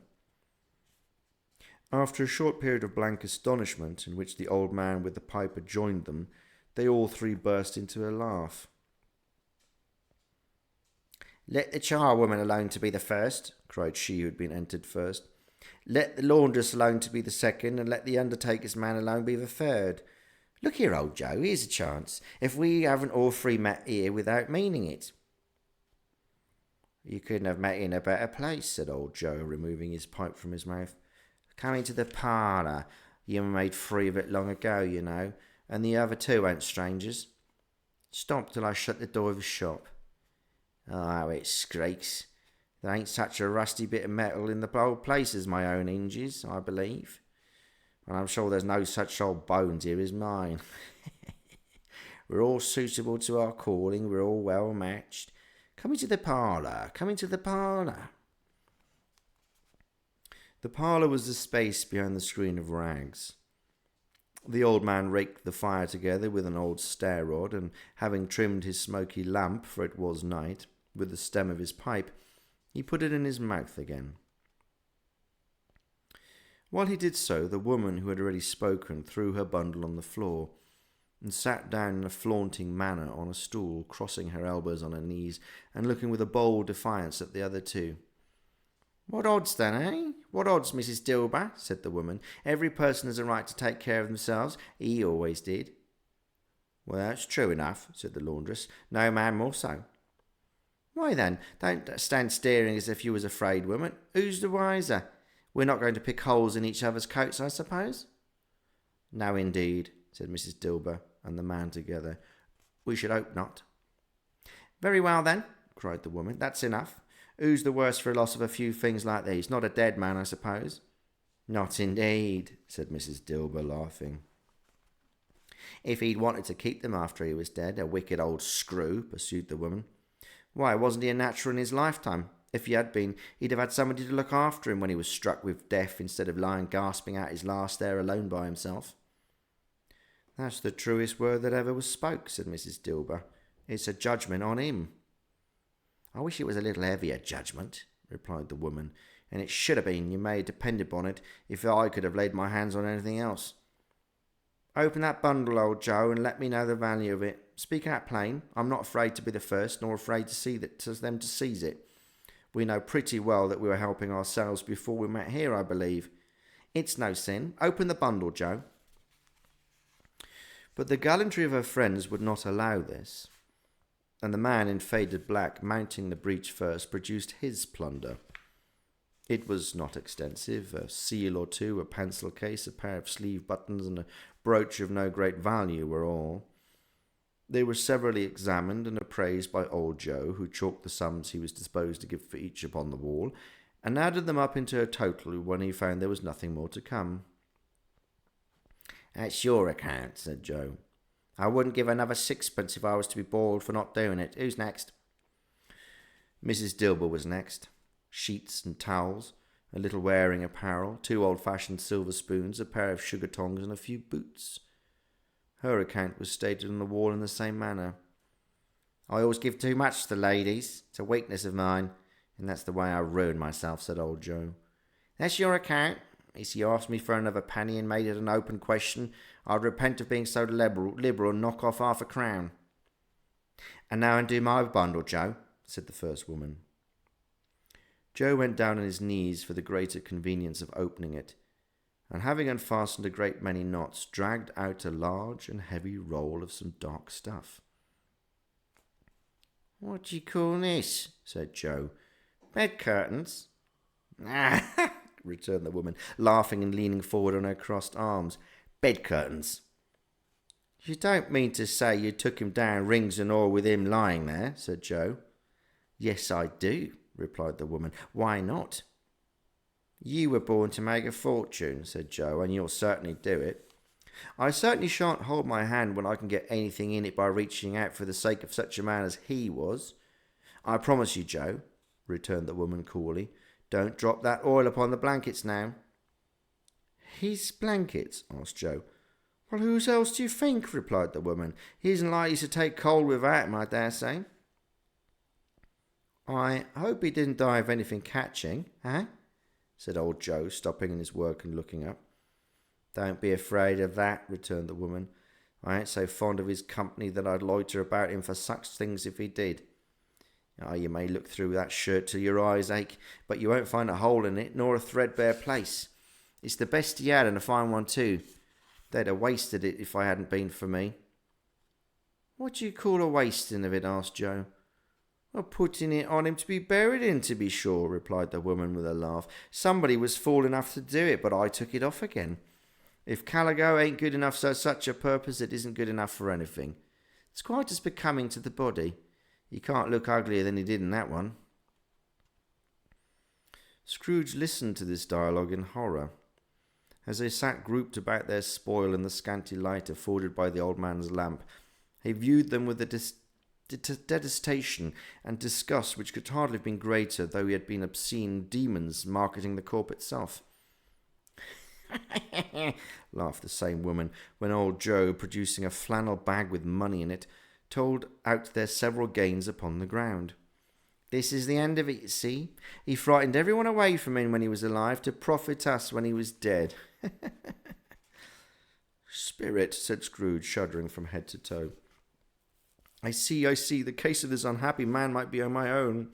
My life tends that way. Merciful heaven, what is this? He recalled in terror, for the scene had changed, and now he almost touched a bed, a bare, uncurtained bed, on which, beneath the ragged sheet, there lay something covered up, which, though it was dumb, announced itself in awful language. The room was very dark. Too dark to be observed with any accuracy, though Scrooge glanced around it in obedience to a secret impulse, anxious to know what kind of room it was. A pale light rising in the outer air fell straight upon the bed, and on it, plundered and bereft, unwatched, unwept, uncared for, was the body of this man. Scrooge glanced towards the phantom. Its steady hand was pointing to the head. The cover was so carelessly adjusted that the slightest raising of it, the motion of a finger upon Scrooge's part, would have disclosed its face. He thought of it, felt how easy it would be to do, and longed to do it, but had no more power to withdraw the veil than to dismiss the spectre as at his side. A cold, cold, rigid, dreadful death set upon thine altar here, and dress it with such terrors as thou hast at thy command, for this is thy dominion. But of the loved, revered, and honoured head, thou canst not turn one hair to thy dread purposes, or make one feature odious. It is not the hand that is heavy and will fall down when released. It is not that the heart and pulse are still, but that the hand was open, generous and true, the heart brave, warm and tender, and the pulse a man's. Strike, shadow, strike, and see his good deeds springing from the wound, to sow the world with his life immortal. No voice pronounced these words in Scrooge's ear. and yet he heard them when he looked upon the bed. He thought if this man could be raised up now, what would be his foremost thoughts? Avarice, hard dealing, griping cares. They have brought him to a rich end, truly. He lay in the dark, empty house, with not a man, a woman, or a child, that's to say that he was kind to me in this or that, and for the memory of one kind word I will be kind to him. A cat was tearing at the door, and there was a sound of gnawing rats beneath the hearthstone. What they wanted in the room of death, and why they were so restless and disturbed, Scrooge did not dare to think. "Spirit," he said, "this is a fearful place. In leaving it, I shall not leave its lesson. Trust me, let us go." Still the ghost pointed with an unmoving finger to the head. "I understand you," Scrooge returned, "and I would do it if I could, but I have not the power, Spirit, I have not the power." Again it seemed to look upon him. "If there is any person in the town who feels emotion caused by this man's death," said Scrooge, quite agonized, "show that person to me, Spirit, I beseech you." The phantom spread its dark road before him for a moment, like a wing, and withdrawing it revealed a room by daylight, where a mother and her children were. She was expecting someone, and with anxious eagerness, for she walked up and down the room, started at every sound, looked out from the window, glanced at the clock, tried, but in vain, to work with her needle, and could hardly bear the voices of the children in their play. At length the long-expected knock was heard. She hurried to the door and met her husband, a man whose face was careworn and depressed, though he was young. There was a remarkable expression in it now, a kind of serious delight of which he felt ashamed and of which he struggled to repress. He sat down to the dinner that had been hoarding for him by the fire, and when she asked him faintly what news, which was not until after a long silence, he appeared embarrassed how to answer. "Is it good," she said, "or bad?" to help him. "Bad," he answered. "We are quite ruined?" "No, there is hope yet, Caroline." "If he relents," she said, amazed, nothing is past hope if such a miracle has happened." "He is past relenting," said her husband. "He is dead." She was a mild and patient creature if her face spoke truth, but she was thankful in her soul to hear it, and she said so with clasped hands. She prayed forgiveness the next moment and was sorry, but the first was the emotion of her heart. What the half-drunken woman whom I told you of last night said to me when I tried to see him and obtain a week's delay, and what I thought was a mere excuse to avoid me, turns out to have been quite true. He was not only very ill, but dying then. To whom will our debt be transferred? I don't know. But before that time we shall be ready with the money, and even though we were not, it would be a bad fortune indeed to find so merciless a creditor in his successor. We may sleep tonight with light hearts, Caroline. Yes. Soften it as they would, their hearts were lighter. The children's faces, hushed and clustered round to hear what they'd so little understood, were brighter, and it was a happier house for this man's death. The only emotion that the ghost could show him, caused by the event, was one of pleasure.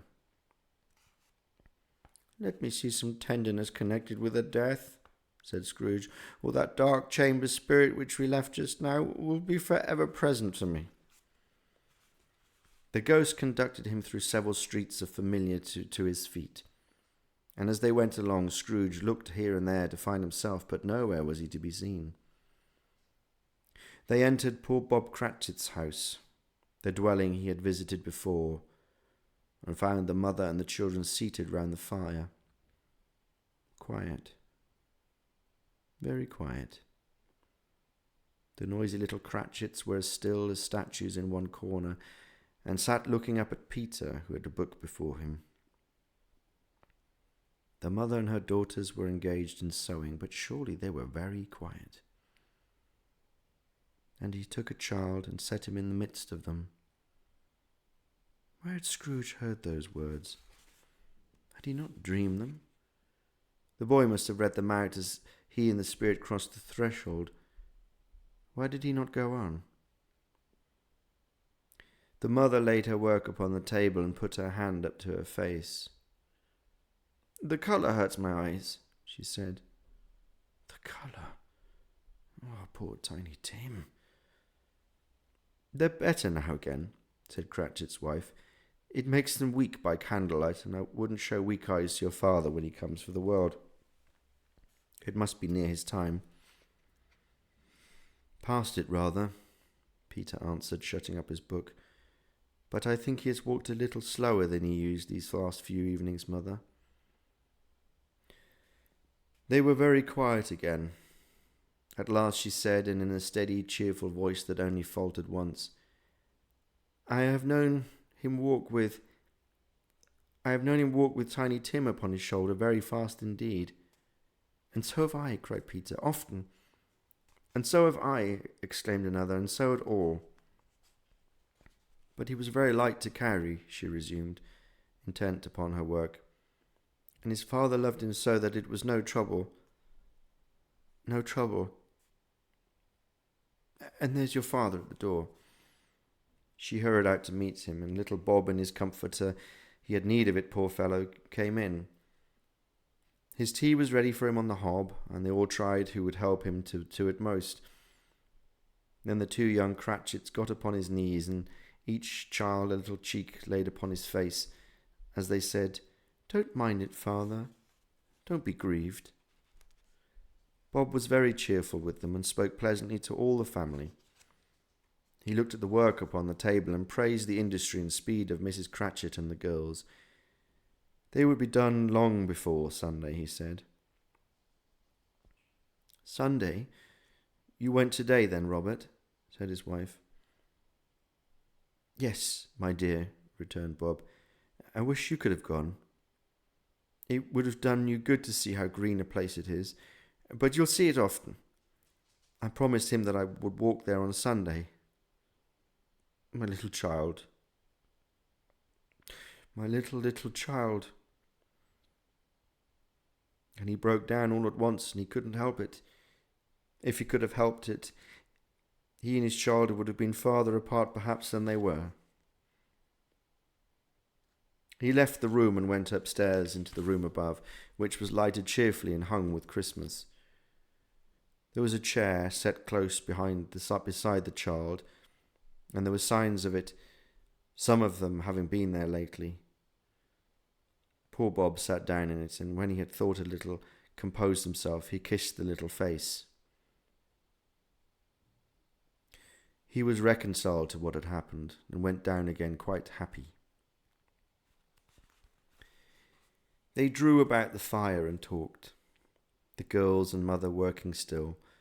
Bob told them of the extraordinary kindness of Mr. Scrooge's nephew, whom he had scarcely seen but once, and who, meeting him in the street that day, and seeing that he looked just a little down, said Bob, inquired what had happened to distress him.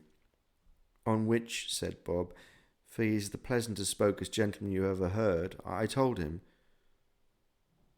"I am heartily sorry for it, Mr. Cratchit," he said, "and heartily sorry for your good wife.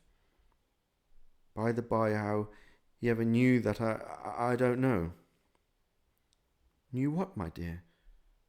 "Why, that you were a good wife," replied Bob. "Everybody knows that," said Peter. "Well observed, my boy," cried Bob. "I hope they do." "Heartily sorry," he said, "for your good wife. If I can be of service to you in any way," he said, giving me his card, "that's where I live. Pray come to me." "Now it wasn't," cried Bob, "for the sake of anything he might be able to do for us, so much as for his kind way, that this was quite delightful. It really seemed as if he had known our Tiny Tim and felt with us." "I'm sure he's a good soul," said Mrs. Cratchit. "You would be sure of it, my dear," returned Bob, "if you saw and spoke to him. I shouldn't be at all surprised, mark what I say, if he got Peter a better situation." "Only hear that, Peter," said Mrs. Cratchit. And then, cried one of the girls, Peter will be keeping company with someone and setting up for himself. Oh, get along with you, retorted Peter, grinning. It's just as likely as not, said Bob. One of these days, though there's plenty of time for that, my dear. But however and whenever we part from one another, I'm sure we shall none of us forget poor Tiny Tim, shall we? Or this first parting that there was among us. Never, father, they cried all. And I know, said Bob, I know, my dears, that when we recollect how patient and how mild he was, although he was a little child, we shall not quarrel easily among ourselves and forget poor Tiny Tim in doing it. Never, father, they all cried again. I'm very happy, said little Bob.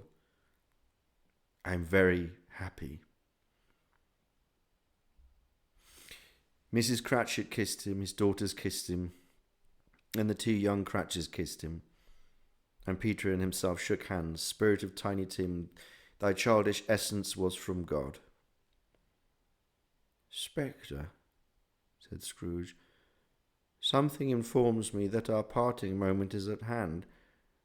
I know it, but I know not how. Tell me what man that was whom we saw lying dead. The ghost of Christmas yet to come conveyed him as before, though at a different time, he thought. Indeed, there seemed no order in this latter vision, save that they were in the future and to the resorts of business-men who showed him not himself.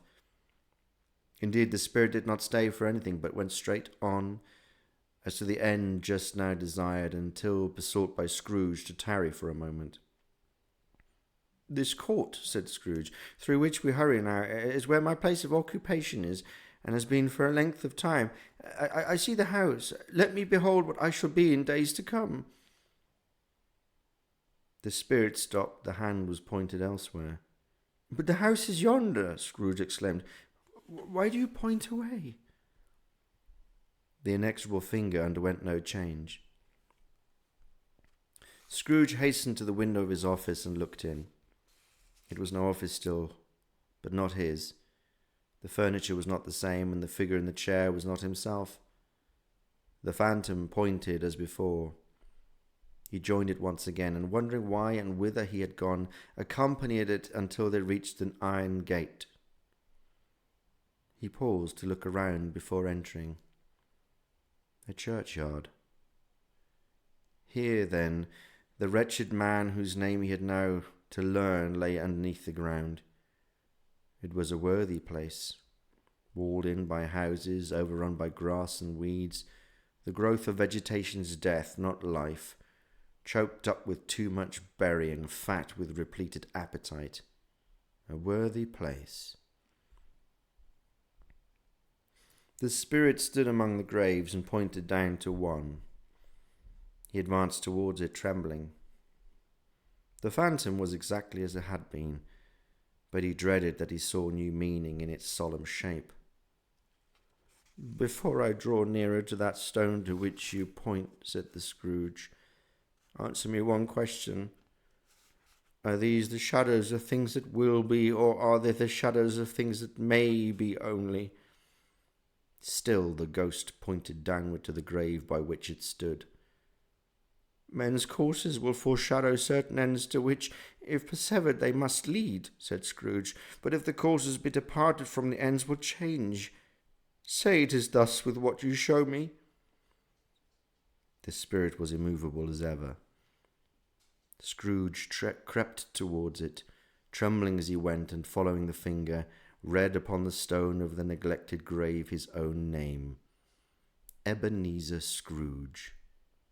Am I that man who lay upon the bed? He cried upon his knees. The finger pointed from grave to him and back again. No, spirit, no, no. The finger still was there. Spirit, he cried, clutching at its robes, hear me. I'm not the man I was. I will not be the man I must have been but for this intercourse. Why show me this if I am past all hope? For the first time the hand appeared to shake. Good spirit, he pursued, as down upon the ground he fell before it, your nature intercedes for me and pities me. Assure me that I may yet change these shadows you have shown me by an altered life. The kind hand trembled. I will honour Christmas in my heart and try to keep it all the year. I will live in the past, the present, and the future. The spirits of all three shall strive within me. I will not shut out the lessons that they teach. Oh, tell me I may sponge away the writing on this stone. In his agony he caught the spectral hand. It sought to free itself, but he was strong in his entreaty and detained it. The spirit, yet stronger, repulsed him. Holding up his hands in a last prayer to have his fate reversed, he saw an alteration in the phantom's hood and dress. It shrunk, collapsed, and dwindled down into a bedpost.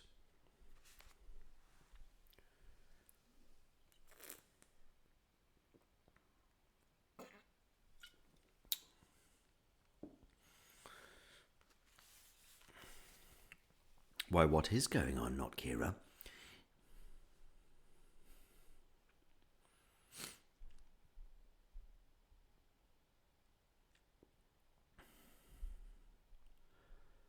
Mrs. Daycare chat. All right, children.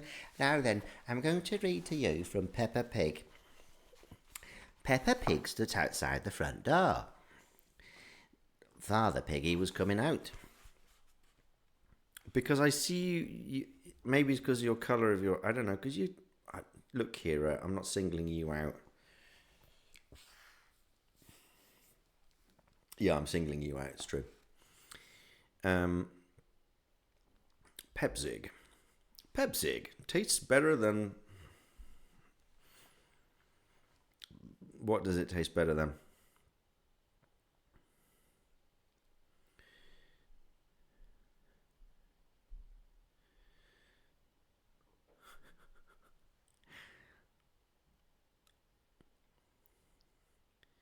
Who did ICP Yowie miss? Logan? I miss him too. Jogan Lilia.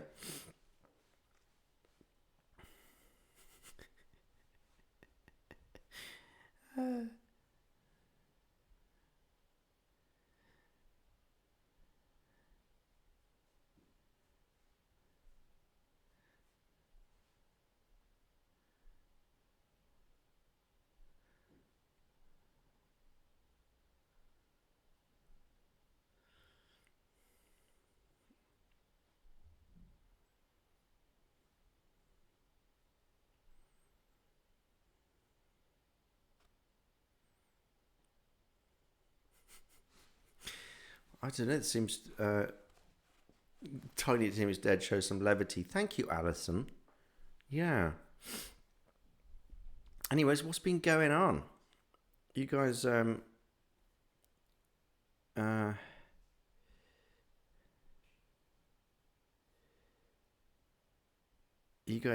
guys getting, it's hard to type with hooves, you're right. Alright, okay, hangover.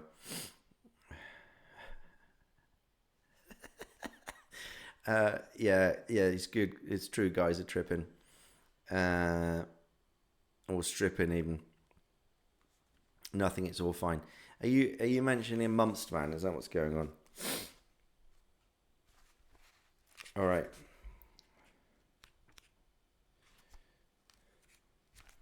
We're almost at the end, my dears. This is the end of it.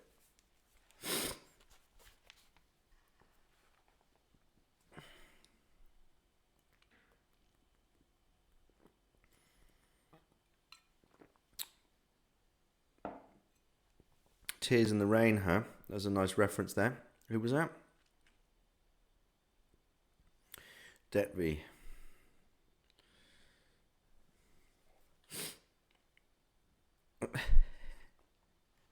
It's that one brain cell between the bunch of you. I don't believe that for a moment. I'm unboxing your sword right now. Read slower, please. Okay. Hi, Bobby. Check 11. You're not leaving, are you? We've got one chapter left. It's only 6 pages.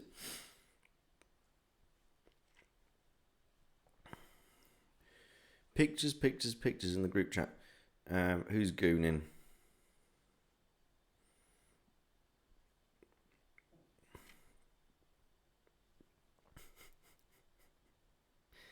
Why just one chapter left? Because that's the end of the story, Fletcher. There are 3 ghosts, and then it's done. So, this is where we need more chapters. Yeah, but not this time, I'm afraid. We will get back to Poe, or maybe we'll do the other Christmas stories. I don't know how people feel about that. They're pretty cool. Are we ready?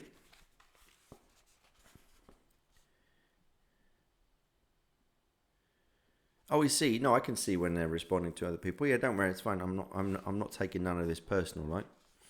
Freestyle beatboxing, not my style, I'm afraid. Prickly triangle. No gooning and no Logan in this chat. Oh dear. Also, I saw that a few of you got timed out. We've got some naughtiness now. Oh dear, what happened?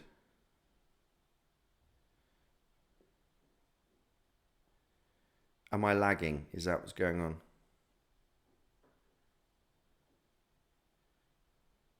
That's why you got coal.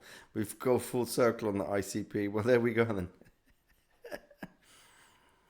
Don't leave. Everyone just take a chill pill. Kids miss the mum when they're acting out. We can see Mama soon enough. And she's streaming, and isn't what's his nut streaming soon? Like tomorrow or something. I may join him on the 30th actually.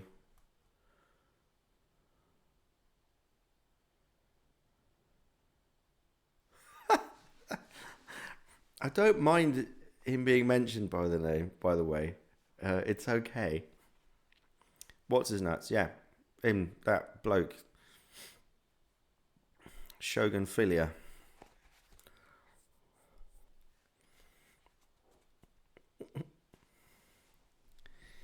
Yeah. I mean, as long as everyone's nice. Like a little gerbil. I prefer hamster. Or, what they called? Chinchilla. Oh, you mind him being mentioned? Oh, okay. Then please don't mention him.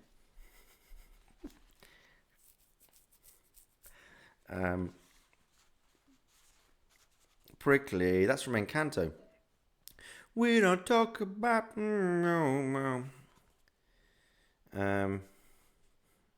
chinchillas are assholes. Please give that experience. Excuse me, burping. It's the beer in it.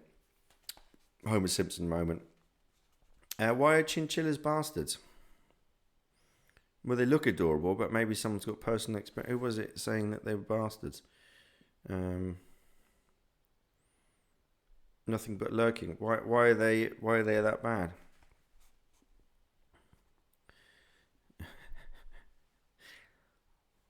Burp into the mic. All right.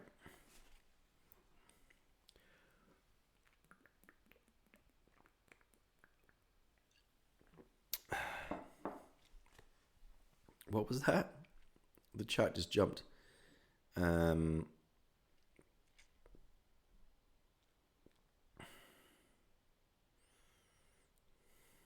Burp into the mic. The Michael sequel. Burp into the mic. Burp perverts. All right. Listen, it's already gone 10, so let's get these last 6 pages done, and then you can. But you're gonna be nice to each other now, all right? Burp into the Michael. Oh God, prickly. Stave 5, the end of it. Yes, and the bedpost was his own. The bed was his own, the room was his own, best and happiest of all. The time before him was his own to make amends in. I will live in the past, the present, and the future, Scrooge repeated as he scrambled out of the bed. The spirits of all 3 shall strive within me. Oh, Jacob Marley, heaven and the Christmas time be praised for this.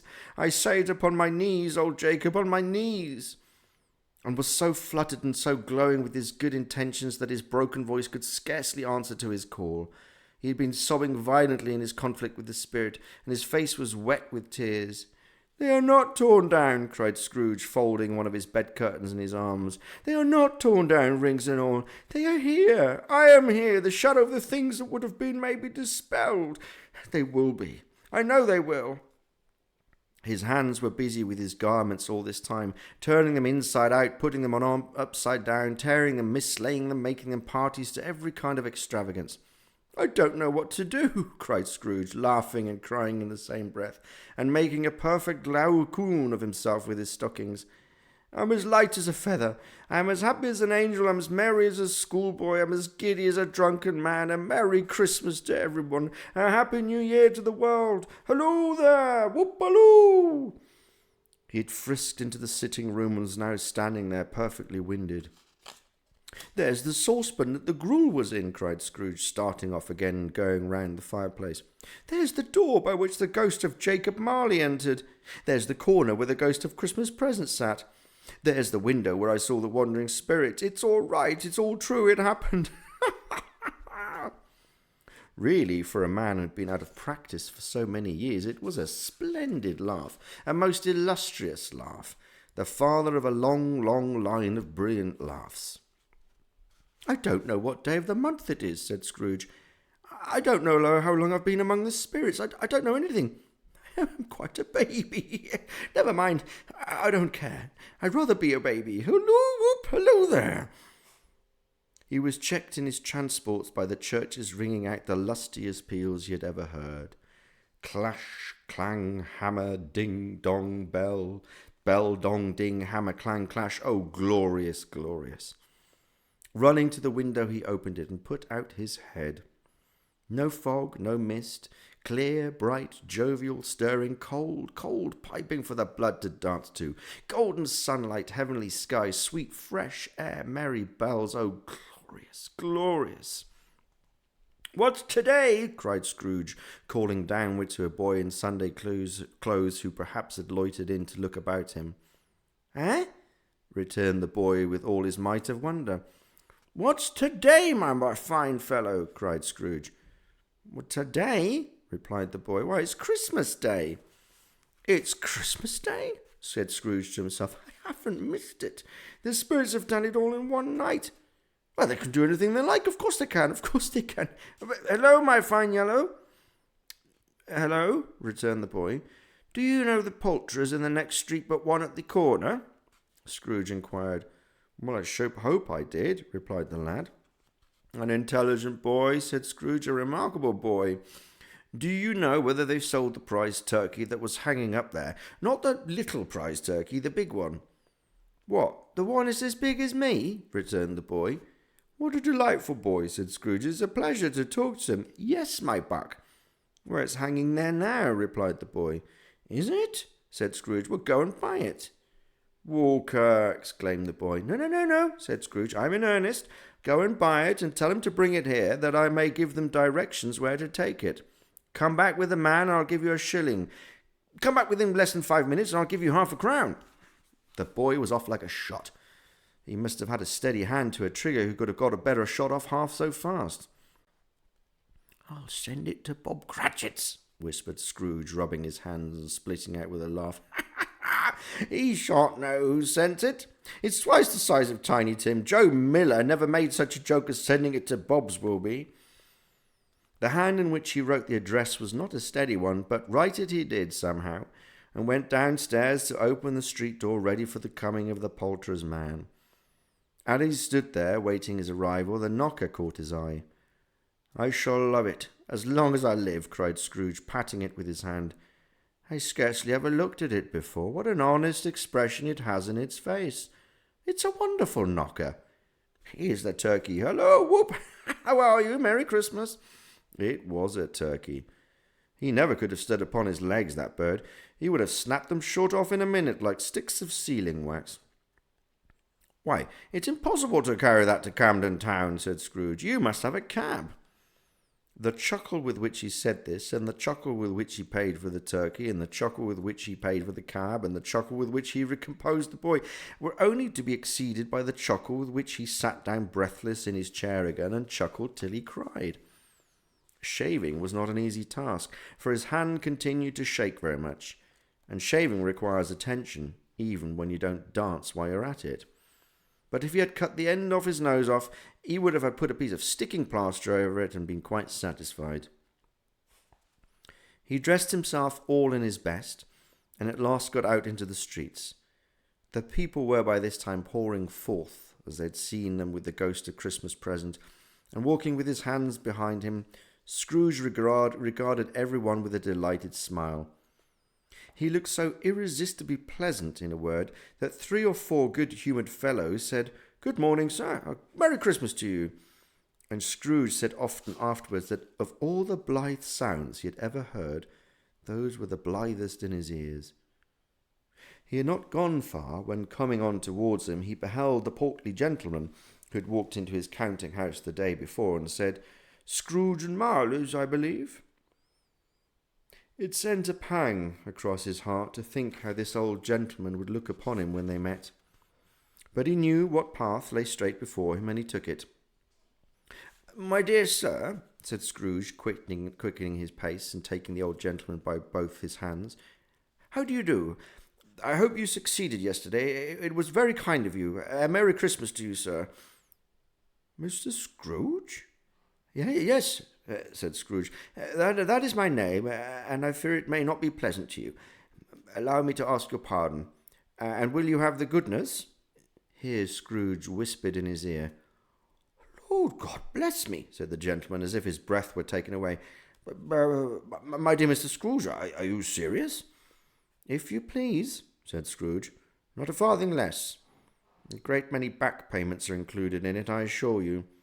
Will you do me that favour?"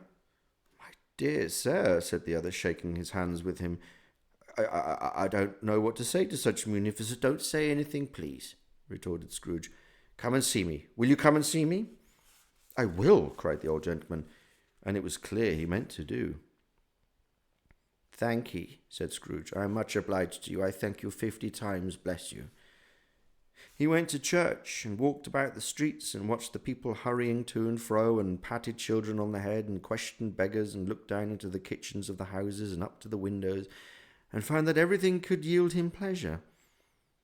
He had never dreamed that any walk, that anything, could give him such happiness. In the afternoon he turned his steps towards his nephew's house. He passed the door a dozen times before he had the courage to go up and knock. But he made a dash, and he did it. "Is your master at home, my dear?" said Scrooge to the girl. "Nice girl, very." "Yes, sir." "Where is he, my love?" said Scrooge. "He's in the dining room, sir, along with the mistress. I'll show you upstairs, if you please." "Thank ye. He knows me," said Scrooge, with his hands already on the dining room lock. "I'll go in here, my dear." He turned it gently and sidled his face in round the door. They were looking at the table, which was spread out in great array, for these young housekeepers are always nervous on such points and like to see everything is right. "Fred," said Scrooge. Dear heart alive, how his niece by marriage started. Scrooge had forgotten for the moment about her sitting in the corner with a footstool, or he wouldn't have done it on any account. "Why, bless me!" cried Fred. "Who's that?" "It is I, your Uncle Scrooge. I've come to dinner. Will you let me in, Fred?" "Let him in? It is a mercy he didn't shake his arm off. He was at home in 5 minutes. Nothing could be heartier. His niece looked just the same. So did Topper when he came. So did the plump sister when she came. So did everyone when they came.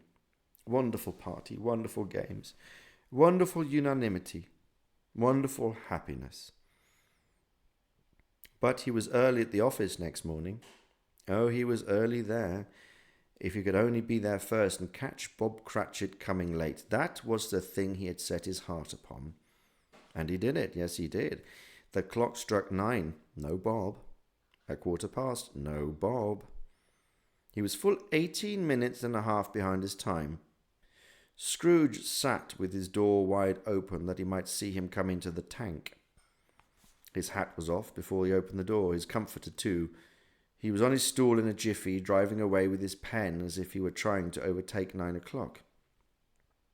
"Hello," scowled Scrooge in his accustomed voice, as near as he could feign it. "What do you mean by coming in here at this time of day?" "I'm very sorry, sir," said Bob. "I am behind time." "You are?" repeated Scrooge. "Yes, I think you are. Step this way, sir, if you please." "It's only once a year, sir," pleaded Bob, appearing from the tank. "It shall not be repeated. I was making rather merry yesterday, sir." "Now I'll tell you what, my friend," said Scrooge. "I'm not going to stand for this sort of thing any longer. And therefore," he continued, leaping from his stool, and giving Bob such a dig in the waistcoat that he staggered back into the tank again, "and therefore I'm going to raise your salary." Bob trembled and got a little nearer to the ruler. He had a momentary idea of knocking Scrooge down with it, holding him and calling to the people in the court for help and strait waistcoat. "A Merry Christmas, Bob," said Scrooge, with an earnestness that could not be mistaken as he clapped him on the back. "A merrier Christmas, Bob, my good fellow, than I have given you for many a year. I'll raise your salary and endeavour to assist your struggling family, and we will discuss your affairs this very afternoon across a Christmas bowl of smoking bishop, Bob. Make up the fires and buy another coal scuttle before you dot another eye, Bob Cratchit." Scrooge was better than his word. He did it all, and infinitely more. And to Tiny Tim, who did not die, he was a second father. He became as good a friend, as good a master, and as good a man as the good old city knew, or any other good old city, town, or borough in the good old world. Some people laughed to see the alteration in him, but he let them laugh, and little heeded them, for he was wise enough to know that nothing ever happened on this globe for good, at which some people did not have their fill of laughter in the outset. And knowing that such as these would be blind anyway, he thought it quite as well that they should wrinkle up their eyes in grins as have the malady in less attractive forms. His own heart laughed, and that was quite enough for him. He had no further intercourse with spirits, but lived upon the total abstinence principle ever afterwards, and it was always said of him that he knew how to keep Christmas well, if any man alive possessed the knowledge. May that be truly said of us, of all of us. And so, as Tiny Tim observed, God bless us, every one.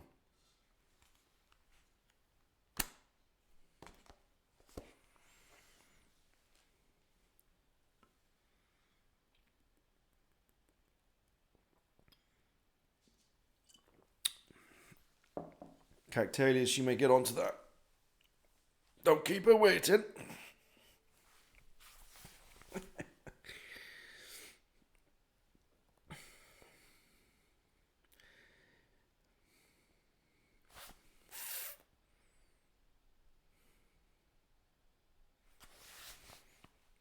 Cheers, guys. Well, that was fun. It's one of my favourite stories, I have to say. I think there's a lot going on, and I do love a bit of Charles Dickens. So I think we will see more of him. And the best thing about Charles Dickens, and I wanted to say this the other day, actually, we got sidetracked by chat. But if you've never read him and you feel intimidated because it is pretty heavy stuff, right? His novels. What you need to understand is that he was actually serialized. And he was paid. His work was published in newspapers on a weekly basis, actually. So basically, he. Oh, sorry, I'm just seeing what Al Kennan and some of us, some uses are getting up to them. Yeah, a popular thing for authors back then. That's right, because they couldn't necessarily be published. They couldn't afford to get themselves published. So if you do read Charles Dickens, don't feel intimidated. You can read a chapter, put it down, think about it. You can always go back to it, and because they're kind of like complete little units in themselves. When the old man was pathetic with Ghost of Christmas Future, Cactaelius, is that what you mean? Hangover. Come on now. You guys are getting outrageous now. All right. So,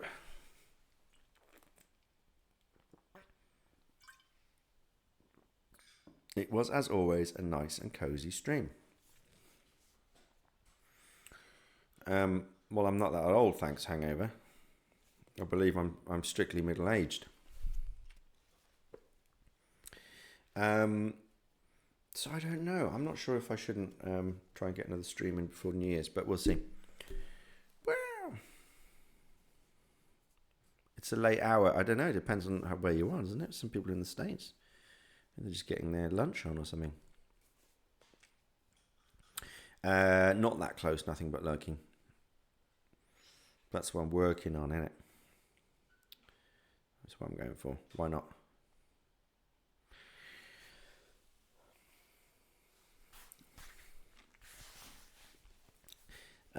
Thank you, Holger Cito. It was a cozy stream. Cozy day drinking is a think, you know. I'm glad you enjoyed the stream, Holger Cito. It's still holidays. Yeah, exactly. 2:30 Cali time. Well, hang on a second now. Where if Cali is 2:30, where are you bar times? 4:30 and ready for a nap. Is that not a little late for a nap? Isn't that a dangerous nap time? If I nap at 4:30, sometimes it turns into like an hour and a half nap, which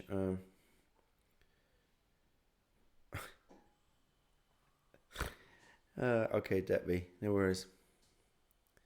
Oh, good. Thank you. Well done, Prickly Triangle. Yeah, it is good. There has to be a 420 somewhere. Ah, I see what we did there. Open World Explores. It will be on YouTube. It will transfer across.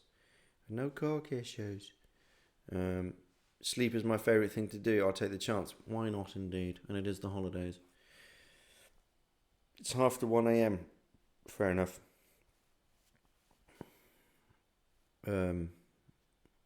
What else? Michael Horskiff, where he runs across the street and wakes up Arnold Schwarzenegger. Had a shot of Ziebenschnaps. What is Ziebenschnaps, Nilanya? What day is Saturday? Saturday the 27th. What will I be reading next stream? Peppa Pig, absolutely. I can't though, innit? It's in copyright.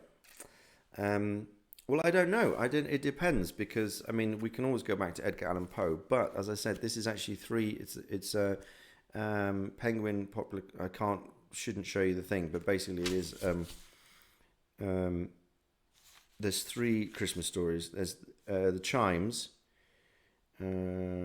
which is about the same length, and there's the Cricket on the Hearth, which is 45. It's actually a little bit longer, so that would also be over 2 sessions each.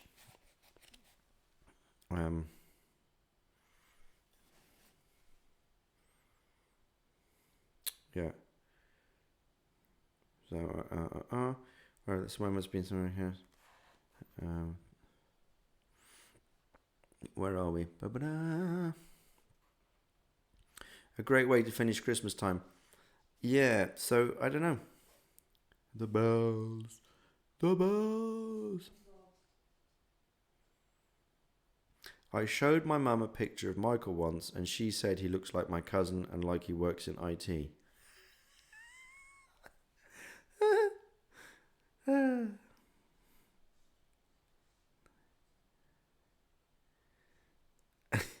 Well, why not?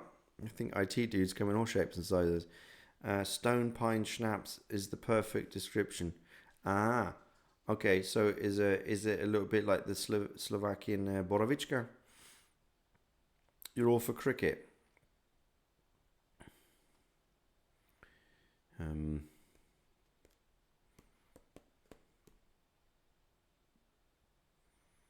no, not tonight. My natural parting is here. Have I tried kvass? I think so. I think so.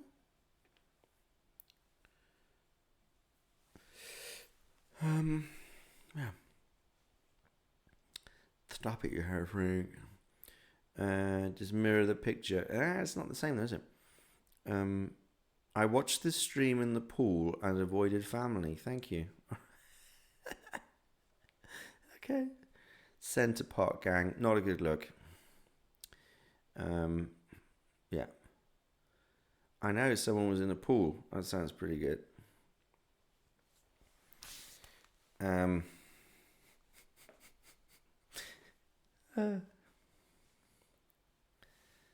it could be an indoor heated pool. It could be a heated outdoor pool.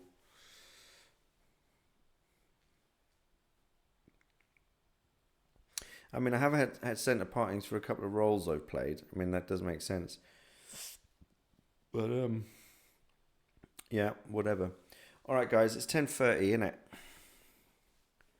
And, oh, juniper berry. Ah, yeah, okay.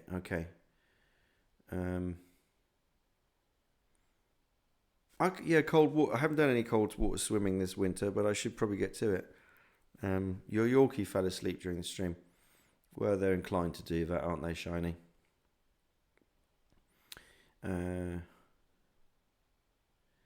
Michael, how should I proceed with introducing my mum to Michael Horse?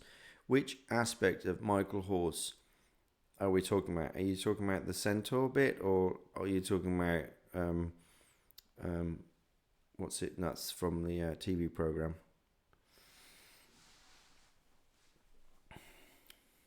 Michael Horse will get you. Is that what you've been saying to your mother?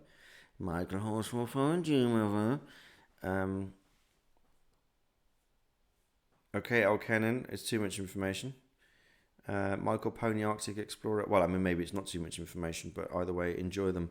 Are you going to have it with hot milk, cocoa, coffee, tea? What's the addition to the cookies? One needs to have a drink to go with.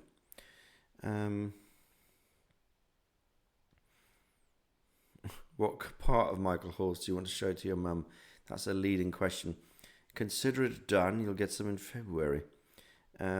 Just as a general centaur concept, she has yet to witness him. Oh, I see. Yeah, well, then talk about the TV program, isn't it?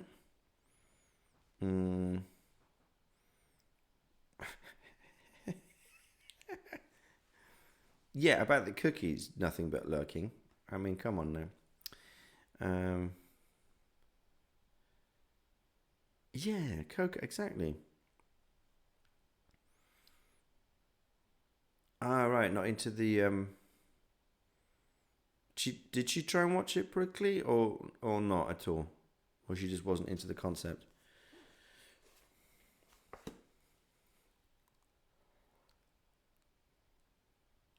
Yeah, it's a shame there wasn't more of him in the TV program. All right, my dears, I'm going to bid you good night or good afternoon or good day wherever you are, and say good night. So, can you blow out the candle to say good night? All right, you want me to stand up and do that? Or maybe I can just.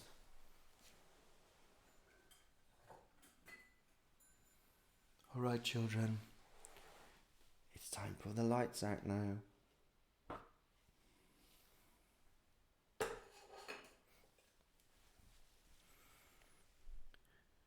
Nighty night. Good night. Until the next time. Yeah, good night to all the cuties in the chat. Nighty night. That was anticlimactic. Well, what were you expecting? Give me better instructions next time. Night all. I love Christmas Carol. I hope you enjoyed it. It will be up on YouTube if you want to visit again. and blow out the Christmas tree. Oh, now you're just asking too much, aren't you? All right, here we go.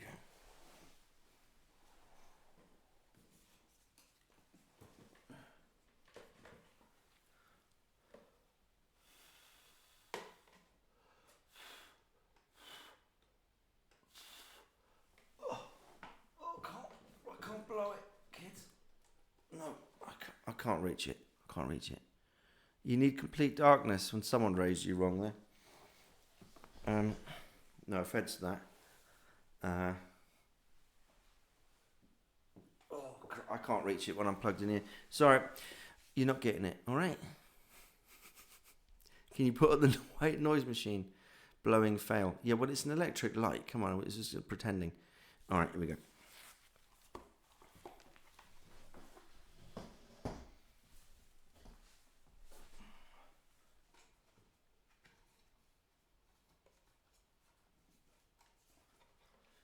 Ready? 1, 2, 3.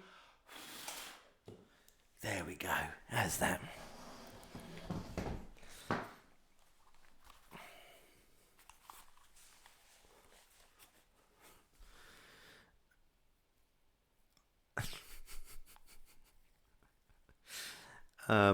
No, I don't know. Everyone's different, but yeah, I think being able to sleep with a bit of light is not a bad thing. He's a wizard. Chat, we killed the tree. Great success. No, I can't tuck you in. I hope you didn't hurt Gen X's knees. My knees are pretty good shape actually. Thanks. Keep doing the kettlebell. All right, chat. Stream is gonna stop now. Stop streaming. Here we go.